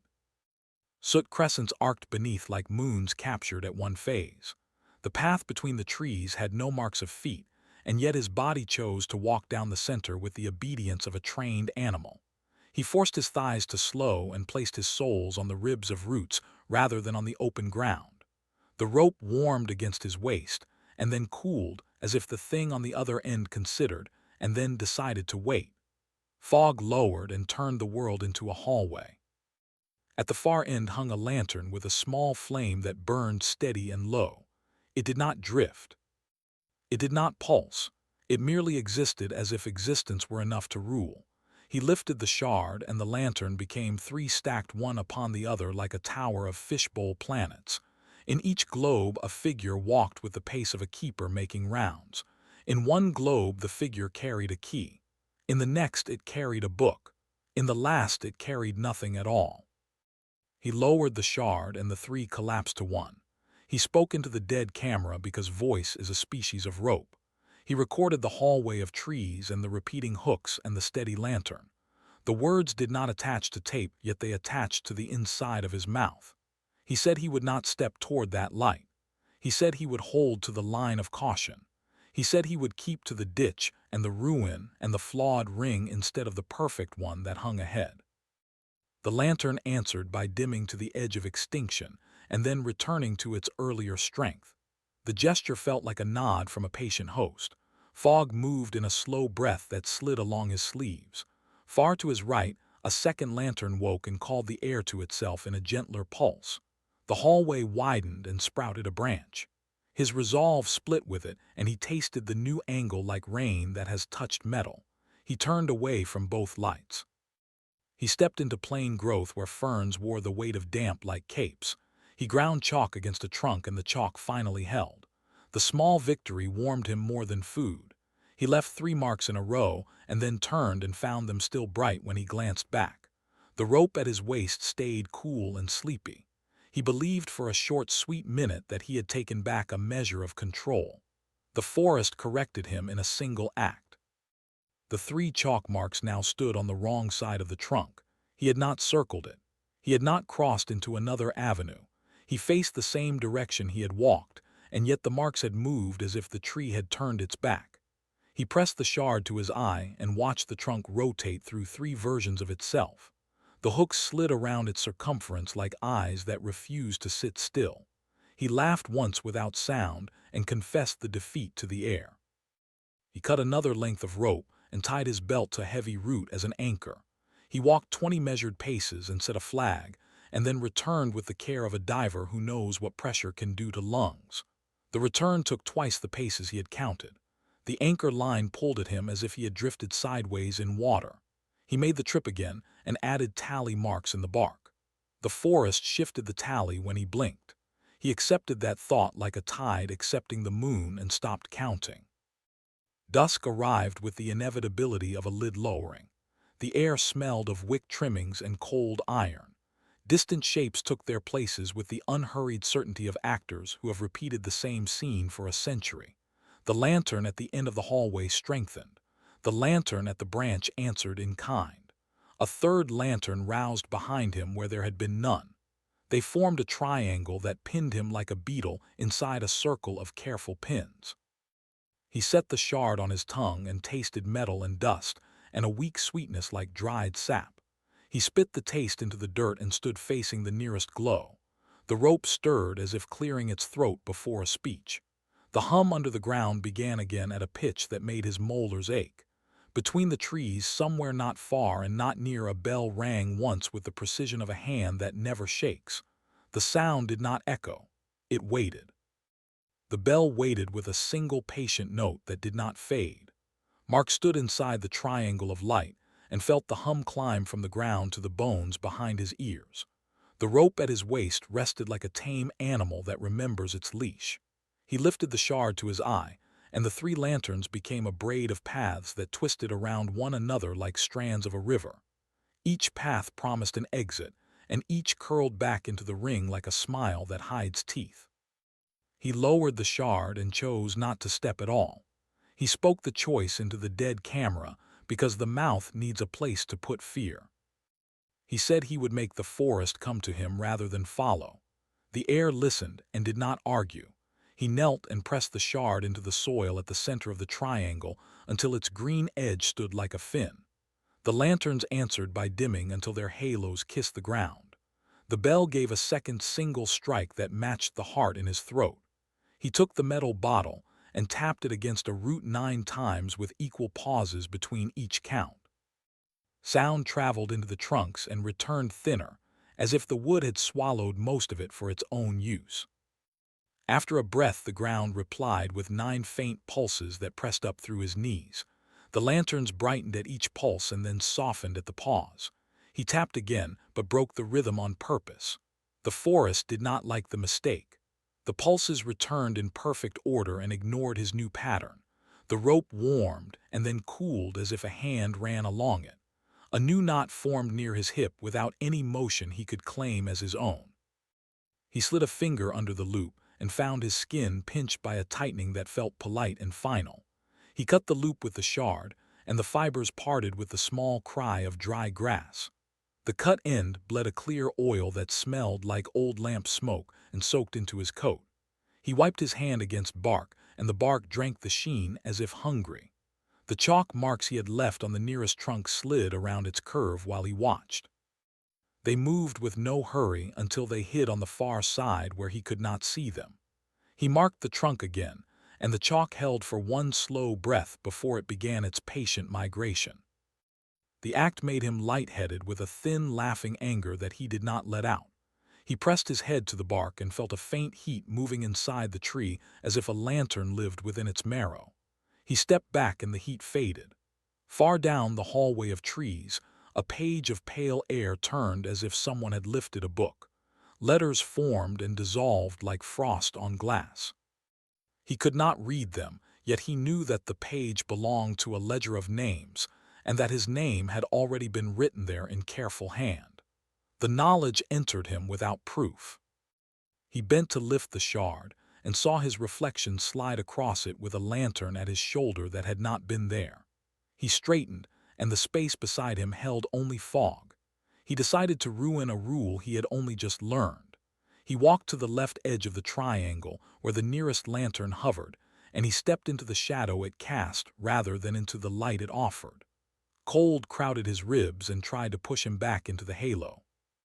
He kept to the shadow and moved along its thin path as it curved like a narrow ditch around the clearing. The lantern slid with him to maintain the shade, and he felt the odd triumph of leading a hunter by its own constraint. The bell rang once and the pitch bent low and then rose as if reconsidering. The tent arrived where no tent had stood a moment before. It waited at the end of the shadow path with its mouth open and its stakes clean. The camera peeked from the flap and its blind screen glowed with a faint gray. He saw himself in that gray walking forward with calm steps and lifting the door and kneeling at the threshold. The image paused just before his hand touched the zipper. He looked down and saw his real hand held still and empty. He looked up and the gray screen became black again. He breathed and tasted wick trimmings on the air. He circled the tent and placed his palm against the fabric. Warmth pressed back from within like a living animal. He lifted a stake and the ground refused to release it. He set the stake down and backed away until the shadow path thinned to a thread. The lantern to his right drifted closer, and its flame bent toward the tent door as if eager to guide him home. He stepped the other way, and the flame corrected with gentle patience. A narrow line of water threaded the soil at his feet.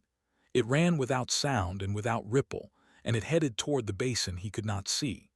He followed the line with careful steps until it vanished into a patch of ferns that quivered although no wind moved them. Beneath the fronds lay a second iron ring like the cracked one from earlier, yet whole and buried shallow. He brushed soil from its edge until the metal hummed under his fingertips with the same old note. The rope tightened again, as if pleased to discover a familiar instrument. He pressed the shard over the ring like a lid, and the hum wavered and split into a chorus of thin lines. The lanterns dimmed as if starved of their proper food. Figures made of fog appeared outside the circle and reached without reaching. He lifted the shard, and the chorus stopped at once, and the lanterns recovered with a pleased swell. He understood that the shard bent the rules and the rules disliked the bending. He set it back atop the ring, and the bell rang a third time from nowhere near and nowhere far. He decided to test the largest law of the woods, which was the law of following. He picked a point that held no light and no promise, and began to walk toward it at a steady pace that asked nothing. The lanterns did not chase. They arranged themselves at his flanks like quiet companions. The path under his feet changed from soft loam to crushed glass that did not cut. He did not look down because he knew that looking would create more of it. He stared ahead and let the forest set its stage. The hallway ended at a wall of trunks so close that their bark touched. Between two of them hung a small brass lever set at the height of a human chest. The lever matched the key he had found and refused. He did not want to press it, and he did not want to leave it. He set the shard between lever and wood so that the metal would bite glass before it could bite his choice. The lever moved a fraction against the shard, and then stopped with a tone like a whispered no. Night tightened with the certainty of a lid. The world pressed closer, and cooled by an exact degree that his skin learned fast. Lanterns arranged themselves into two rows that faced each other and left a corridor of honey light between. The corridor ran straight toward the basin he could not yet see, and then beyond into a fog bank that had the clean edge of a wall. He understood that the scene had set for a procession, and that he was expected to walk at the head. He set his feet outside the light, and the light slid outward to include them. He tied a new loop of rope around his wrist and around a young trunk with living sap. He tugged the knot and felt the small tree answer with a cleanness that soothed him. The lanterns dimmed at this refusal and then held steady. A sound like someone striking a match moved behind him from the direction of the tent that might or might not be there. The match did not catch, and the sound repeated once and then again with patient care. He closed his eyes and let the repetition pass through him. He remembered the ruin with the glass panes and the brass hinge and the key left on the sill. He felt in his pockets and found the key where he had not placed it. The metal had learned his heat while he was not looking. He held it at arm length and saw that it was not a key for doors. It was the mouth of a small wick trimmer, and its throat held a dust of soot that glittered like very small stars. He closed his hand around it, and the lanterns around him bowed in a quiet circle like listeners greeting a familiar instrument. He lifted the tool toward the nearest flame and paused. The flame did not flinch from the steel. It leaned into the cut as if eager to surrender a ragged edge. He snipped a whisper of wick that he could not see, and the lantern sighed with relief and grew brighter by a hair. The act felt like maintenance offered to a captive. He understood with a slow dread that someone had tended these lights for a long time, and that the forest remembered the courtesy even when no hand remained to perform it. He snipped the second wick, and the third, and each lantern rewarded the act by narrowing its halo and sharpening its center. The corridor of light turned into a blade that pointed toward the unseen basin. The bell praised the change with a single clear strike. The rope at his wrist pulled once as if to say that all was ready. He let the trimmer drop into his pocket and felt its weight claim a new place among his promises. He turned away from the corridor, and the lights followed his shoulders with measured sympathy. He faced into a thicket where fog lay thick on the ground and the trees grew with odd regularity. He stepped forward and the ground sank by an inch and held him like a soft hand. From within the thicket, a small domestic sound rose as if a kettle had come to a gentle boil far away. The sound carried the taste of iron and the ghost of heat, and the permission of a kitchen that does not belong to him. He stood very still and felt the rope slacken in a way that did not comfort. He took the shard and set it upright in the sinking soil of the thicket. The fog on the far side parted into 3 lanes that turned and met at the same dark point. In each lane walked a person made of faint light. One walked with a careful burden. One walked with empty hands. One walked and left no trace at all. Each figure reached the dark point and blurred into a soft flare that rose and then was gone. The air smelled like blown-out candles without any smoke. He gathered the shard again and closed his fist around it until the pain kept his mind from splitting. He pulled the rope free of the young trunk and tied it around his own waist with a knot that would not accidentally release. He stepped backward until the lantern corridor no longer framed him. The bell waited without choosing a side. The ground hummed with a low patience that carried through the bottoms of his boots. He lifted his head and found no stars. Somewhere behind his right shoulder, the match sound scraped once more and at last found fuel. Light touched the leaves with a patient glow that grew though no hand held a flame. The nearest lantern turned to face that glow like a flower finding sun. Mark did not look back because he knew the trick lived in that gesture. He kept his eyes forward, but the light at his shoulder grew warmer until it felt like breath. Then something stepped just beyond the line of his shadow, and the rope gave a slow, expectant tug. Something stood just beyond his shadow and waited with the poise of a host who knows the guest will not refuse for long. The rope gave another slow tug that carried no anger and plenty of certainty. Mark braced his boots and felt the ground shift by a shy fraction, as if the soil wished to meet him halfway. The nearest lantern tipped toward that shape with a courtly bend. Light curved along the edge of his coat and carved him into a figure ready for procession. He lifted the shard until its green rim kissed the glow at his shoulder. The shape sharpened into a robed outline that ended too soon at the floor of fog. No face, no hands, only a lantern held at the height of a human chest with a flame that did not waver. The shard split that flame into many small fires that crowded one another, and then recombined like schools of fish turning at once. He lowered the glass. The single flame remained, and the rope answered with a polite, impatient draw. He let the rope pull him 3 steps, then he stopped and bowed his head as if in thought. He knelt and pressed the shard point down where the fog ran thinnest and left it standing like a fin. The nearest lantern shuddered and narrowed its halo as if a cold had brushed it. Across the clearing, another lantern brightened in small defiance, and the path between them tightened like a braided cord. He reached for the wick trimmer in his pocket and weighed it in his palm. It felt warm with borrowed duty. He moved to the first lamp in the corridor and snipped a wisper of wick. The flame steadied and grew cleaner, and the halo sharpened into a narrow cone that pointed toward the basin he could not yet see. He snipped the second and the third, and felt the corridor grow precise. The forest hummed with a tone that matched the care of the act. It was like tending a line of watchful animals that had waited too long for a hand. He knew he improved the very road that wished to lead him away. Mark turned his back to the corridor and placed his palm flat against his chest. The heat inside had climbed until it felt like a small coal lodged behind the sternum. He pressed and imagined pinching that coal with the trimmer and cutting it cool. The body does not permit such maintenance. He dropped his hand and tasted iron at the roots of his tongue. The bell in the trees struck once at a pitch that promised the hour had changed.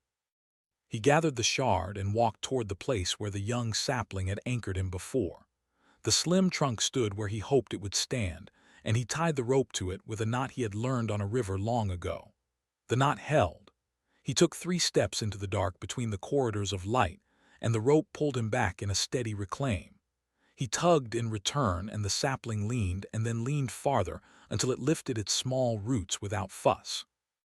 The tree walked 2 slow inches and set itself in a new place with the patience of a servant who moves a chair for a tired guest. He cut the rope clean, and the fibers opened like dry straw. Clear oil wet his fingers, and the smell of lamp smoke rose once more. He wiped his hand and left the cut length on the ground where it coiled into a tidy shape that felt intentional. The corridor brightened at his left, and a twin corridor answered at his right. He stood with both paths offering their grace, and the tent waiting somewhere behind like a memory rehearsed by a stagehand. He set the camera on a stump even though it had gone blind. Habit is an altar he knew how to build. He lifted the dead lens to his face and spoke a soft log in the teacher voice he used when evidence mattered more than pride. He named the corridors and the walking sapling and the internal heat. He said he would not follow. The camera did not care. Yet as he stepped back, he saw a faint red glow in the corner of the frame like an ember waking. He could not be sure. He left it anyway. The forest tightened around him, and the lantern bearers took their stations at the edges of his sight. In one view through the shard, they were figures walking forward on invisible rails. In another view, they were lanterns arranged with the logic of a clock. In the last view, they were pale smears of breath that had learned to organize. He pocketed the glass and swore by breath alone that he would not become one more orderly piece on that clock. The oath warmed nothing. He found the low ditch again by feel more than sight. Water held a skin that did not stir, and a broken iron ring lay under it like a moon seen through thin ice. He set the shard on the ring, and the hum rose until his bones felt tuned. Lanterns dimmed as if the ring stole from them. A soft path opened behind him toward a wall of trunks that had fused their bark into a single plane. From the wall protruded the brass lever shaped like a key. He saw the ruin inside that gesture. A lever invites a hand. The forest was done inviting. He slid the shard between lever and wood as a wedge and pressed the metal with his palm. The lever moved a fraction and bit the glass and stopped with a small complaint like a breath through teeth. The lanterns all lifted by the height of a child's hand as if startled. A single figure stepped from the fog and set its lamp upon the ring with a careful motion that did not touch. The flame bent toward the iron and then straightened. The hum steadied at a lower pitch. The wedge held. Mark turned away from the lever and walked the wrong way along the carved light as if the river could be climbed. He kept his eyes on the ground and counted roots with the sole of his boot.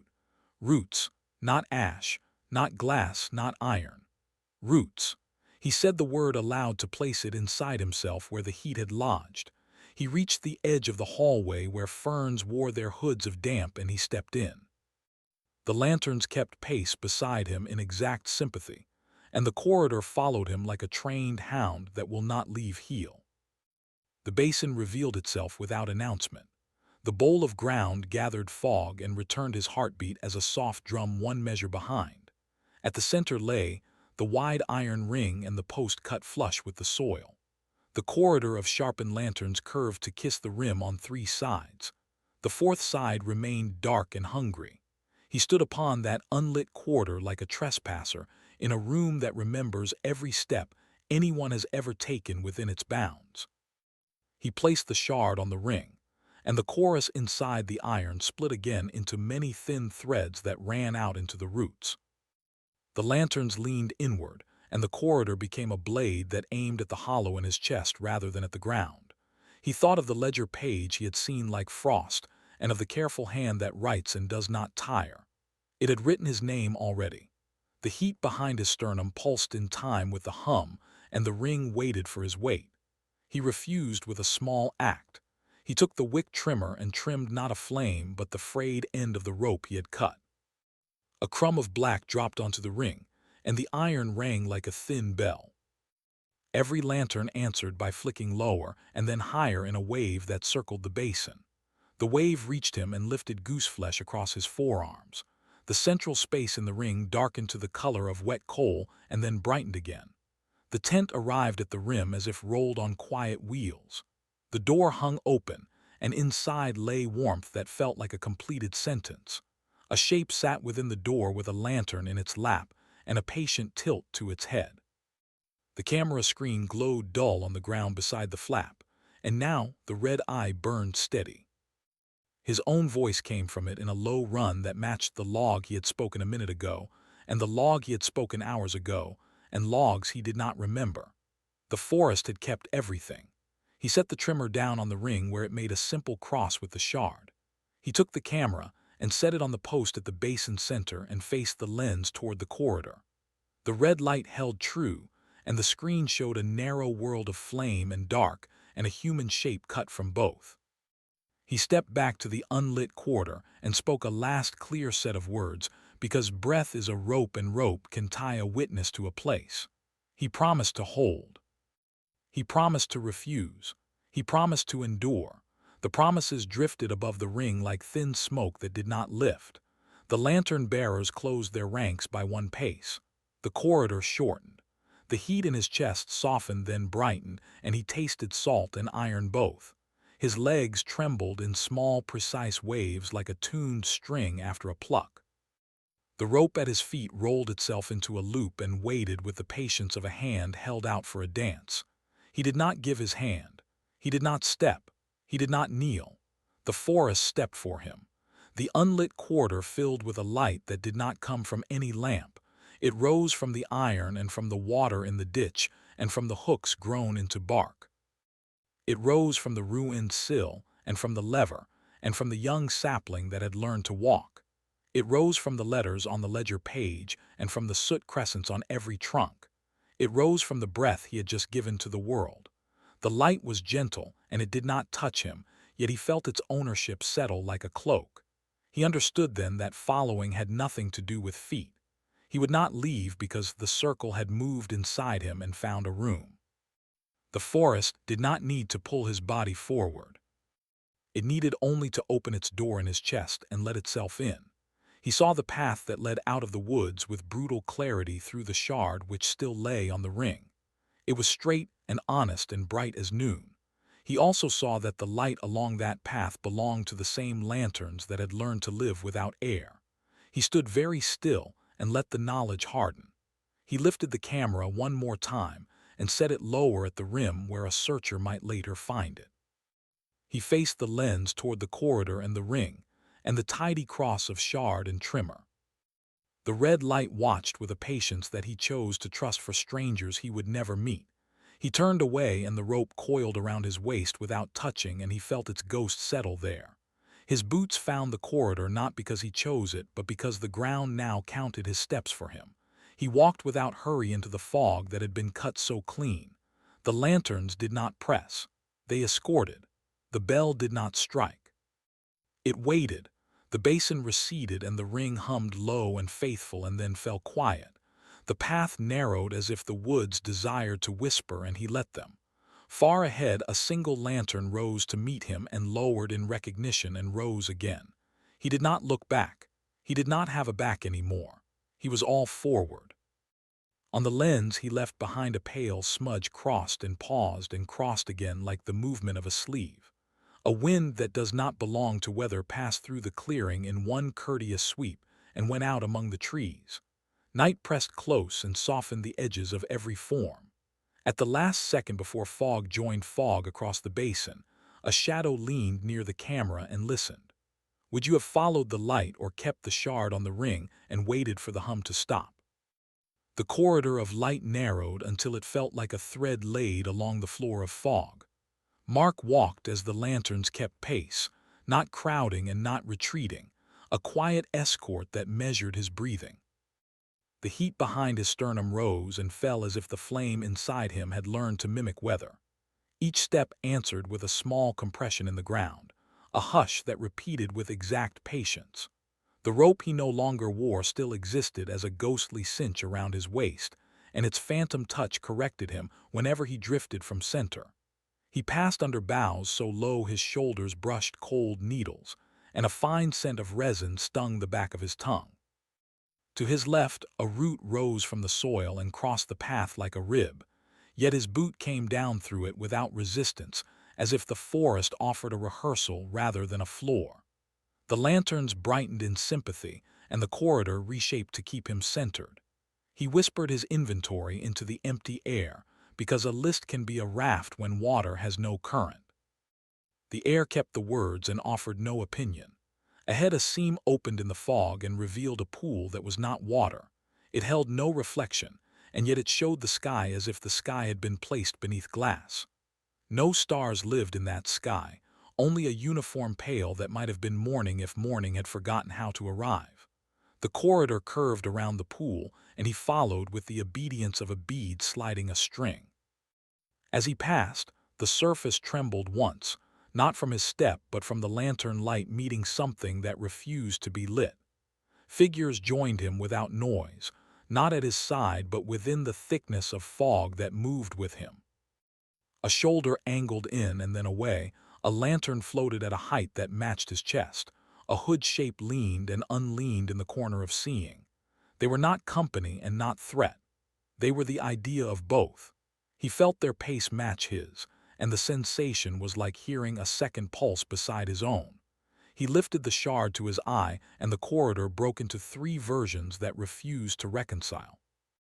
In the first, he walked ahead of a procession that ended only where fog ended, and his own lantern burned in his hands with a flame the color of old honey. In the second, he stood still while everyone else moved, and the corridor passed through him as if he had become a gate that learned to open and close. In the third, he lay on his side within the roots of a tree, yet he walked at the same time, and the shard could not decide which truth deserved the greater weight. He lowered the glass and the many dwindled to one. He tried the trimmer on a nearby lantern with the careful courage of maintenance. His hand rose slow and the steel jaws kissed the space where a wick should have been. There was nothing to cut. The lantern sighed anyway, a soft release as if a thread had been tidied, and its flame grew clean by a thin degree. Soot drifted down in a shape almost like snow, and dissolved before it could reach the ground. The corridor approved and sharpened as though lines had been redrawn around him. Dawn touched the crowns of distant trees with a weak gray that did not persuade the trunks. He counted breaths until the count itself lost edges and became a mood. This would be the third morning of the vow he came to test, though morning here had learned to arrive as an idea rather than an hour. The hum beneath his boots sank lower, like a choir trading brass for woodwind, and a smell of ash lifted and fell in slow cycles. The lanterns dimmed to match the day and became white coins hung in a wash of pewter. Somewhere to his right, a human sound moved through the understory, a thin burst of static and a hiss that might have belonged to a radio held too close to a sleeve. It rose and fell and then turned into the rustle of cautious steps in wet leaves. He stopped and the lantern stopped with him, but the sound kept moving in a patient arc. He faced the direction of that thin hope and opened his mouth to call, only to find his voice coating itself in oil.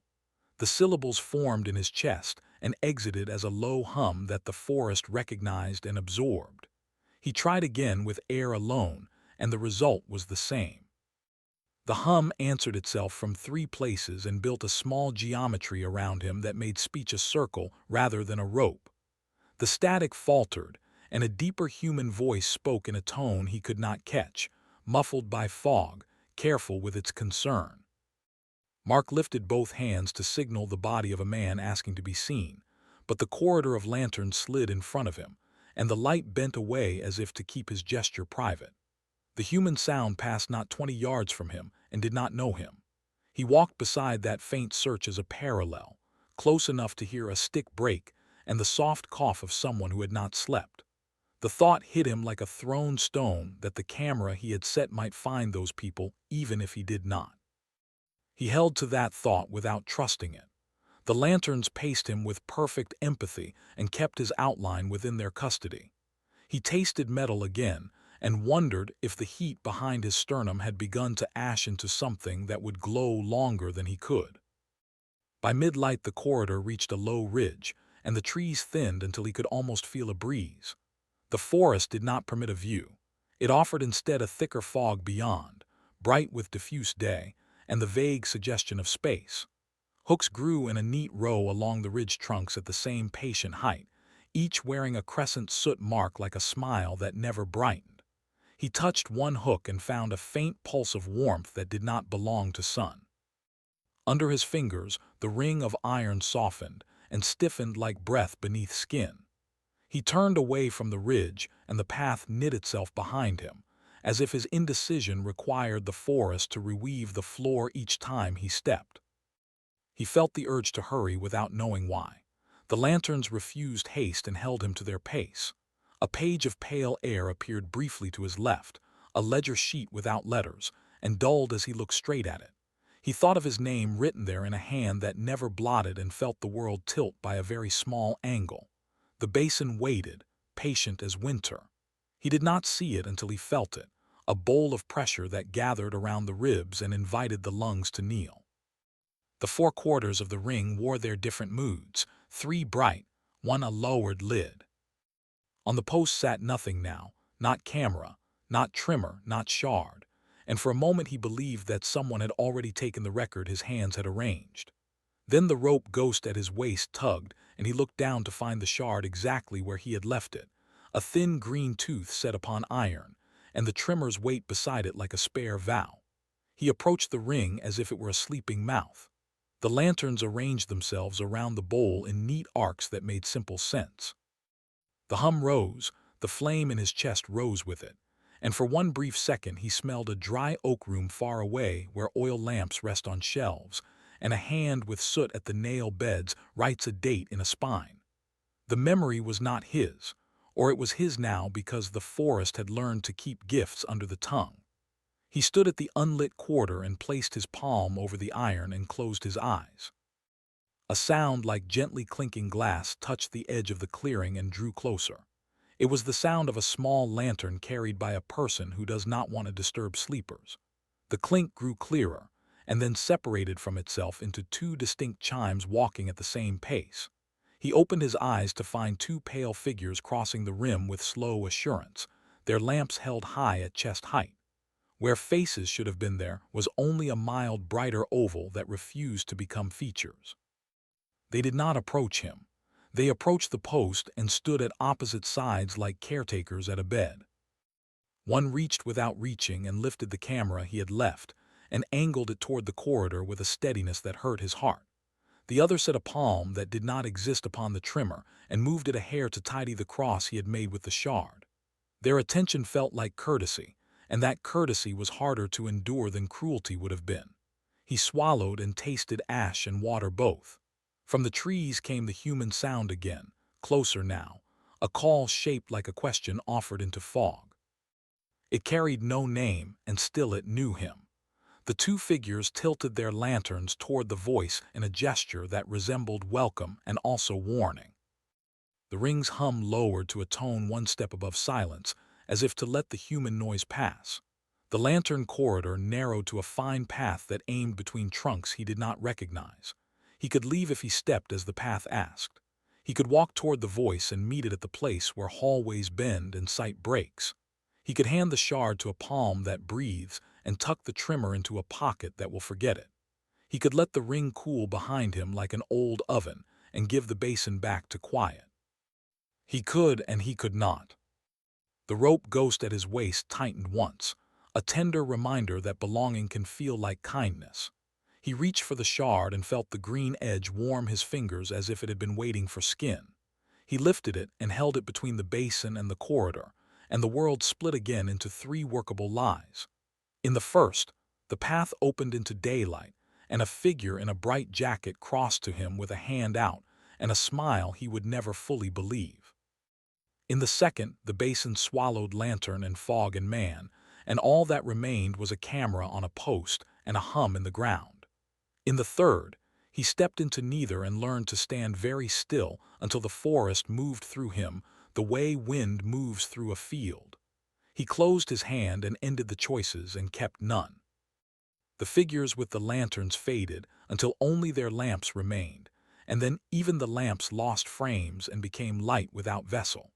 The camera's red eye found a steady pulse, and the small screen glowed with a frame of corridor and ring and fog that would keep patience for as long as it took.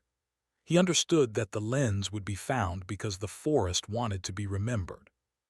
The story would walk out on plastic feet and crawl into rooms far from trees and teach watchers to listen for a hum below their floors. The curse prefers witnesses. Mark placed the shard on the ring once more and pressed the trimmer atop it with a firm hand. The iron answered with a thread of sound that seemed to climb his spine and rest at the base of his skull. He straightened and faced the unlit quarter with feet set and arms loose. The lanterns around the bowl dimmed in sympathy and sank by the height of a hand as if a quiet bow had been given. The corridor behind him brightened and waited with the confidence of a road to a city that never changes its mind. He did not choose. He allowed. The forest flowed forward like breath and his chest accepted it because refusal had already been consumed as fuel.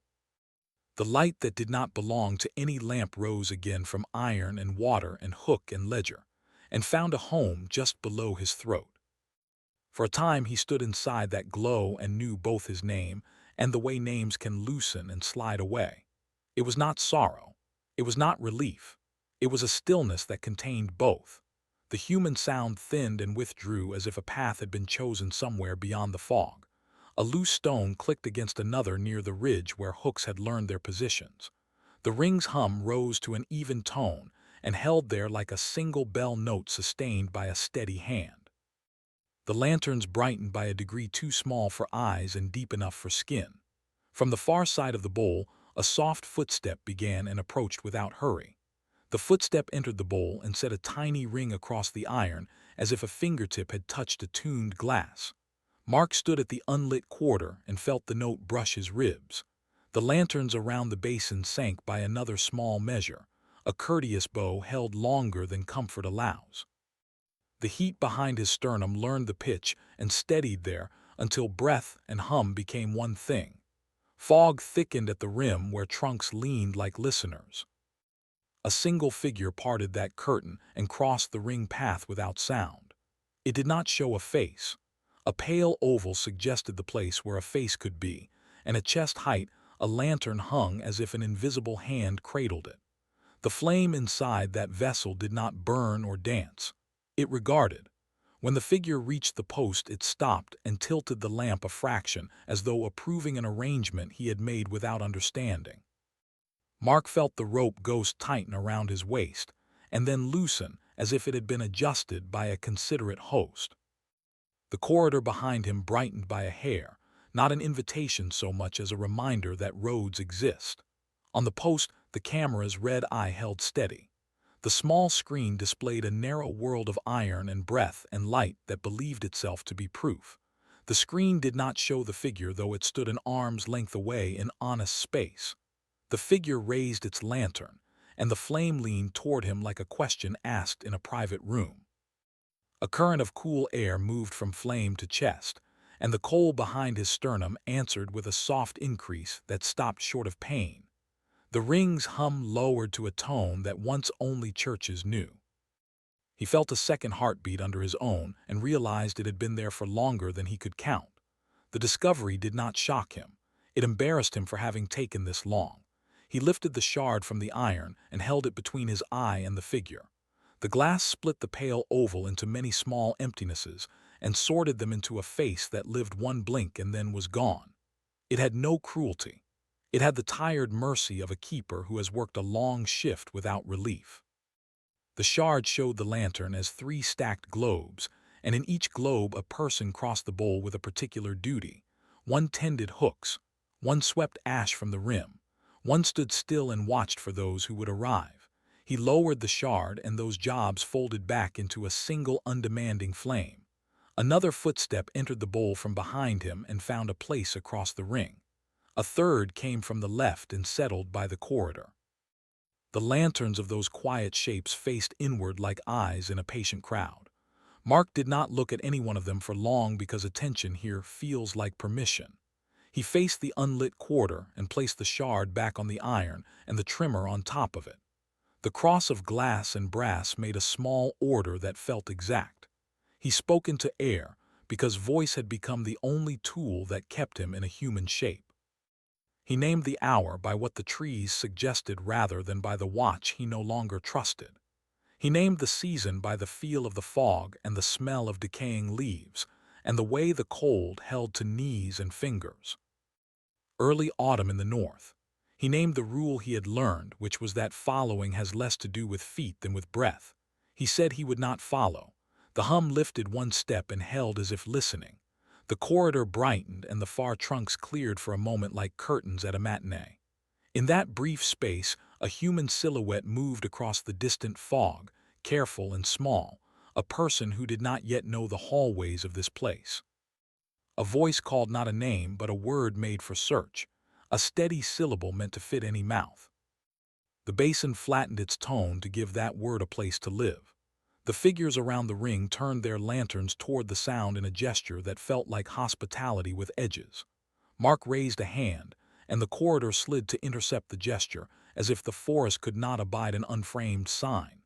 He closed his fist and set it against his sternum, and the internal heat calmed by a fraction. He understood that he could walk that path and meet the human voice at a bend of fog. He also understood that the voice would enter the bowl in another hour with or without him. The ledger's page had not waited for his choice when it wrote his name. The figure beside the post moved at last. It reached without reaching and touched the cross he had made. The trimmer shifted by the width of a fingernail. The shard turned by a tiny degree that aligned its green edge with a hairline in the iron. The adjustment felt like tidying an altar cloth. The ring gave a hush of approval that was almost sound and almost touch. The corridor dimmed and then returned to its previous brightness. He tried an experiment. He lifted the trimmer and moved to the nearest lantern at the rim. He held the jaws where a wick would live and closed them on air. The flame sighed and sharpened. He trimmed the next and the next until a narrow wave of clearer light moved around the bowl like a thought making a circuit. With each small service, the heat in his chest eased from ache to purpose. The figures did not interfere. They allowed. He looked to the camera and saw a dim change. The frame now held a thin reflection at the edge of the lens, not a face, only the bruise of a presence rocking small in the glass. If anyone found this thing after, he thought, they would see nothing and doubt everything. Then he remembered the screen already rising into rooms far away. He pictured watchers leaning close to their devices in quiet houses and slowing their breathing without meaning to. He pictured new corridors of light laid across carpets and hallways by pixels, and the hum of other rooms learning a tune. The human sound came nearer and then receded as if a path had turned of its own will. A soft scrape passed the ridge hooks and paused at each as though checking a list. The bell did not ring, and yet the air carried a held readiness like the moment before a strike.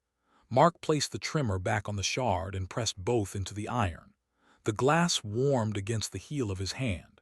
He let go and felt as if he had signed a ledger without ink. The figure at the post lifted its lantern so that the pale oval where a face could be leaned into brighter. It did not command. It waited.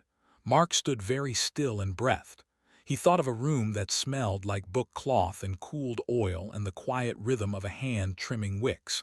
He saw no walls and still the room existed.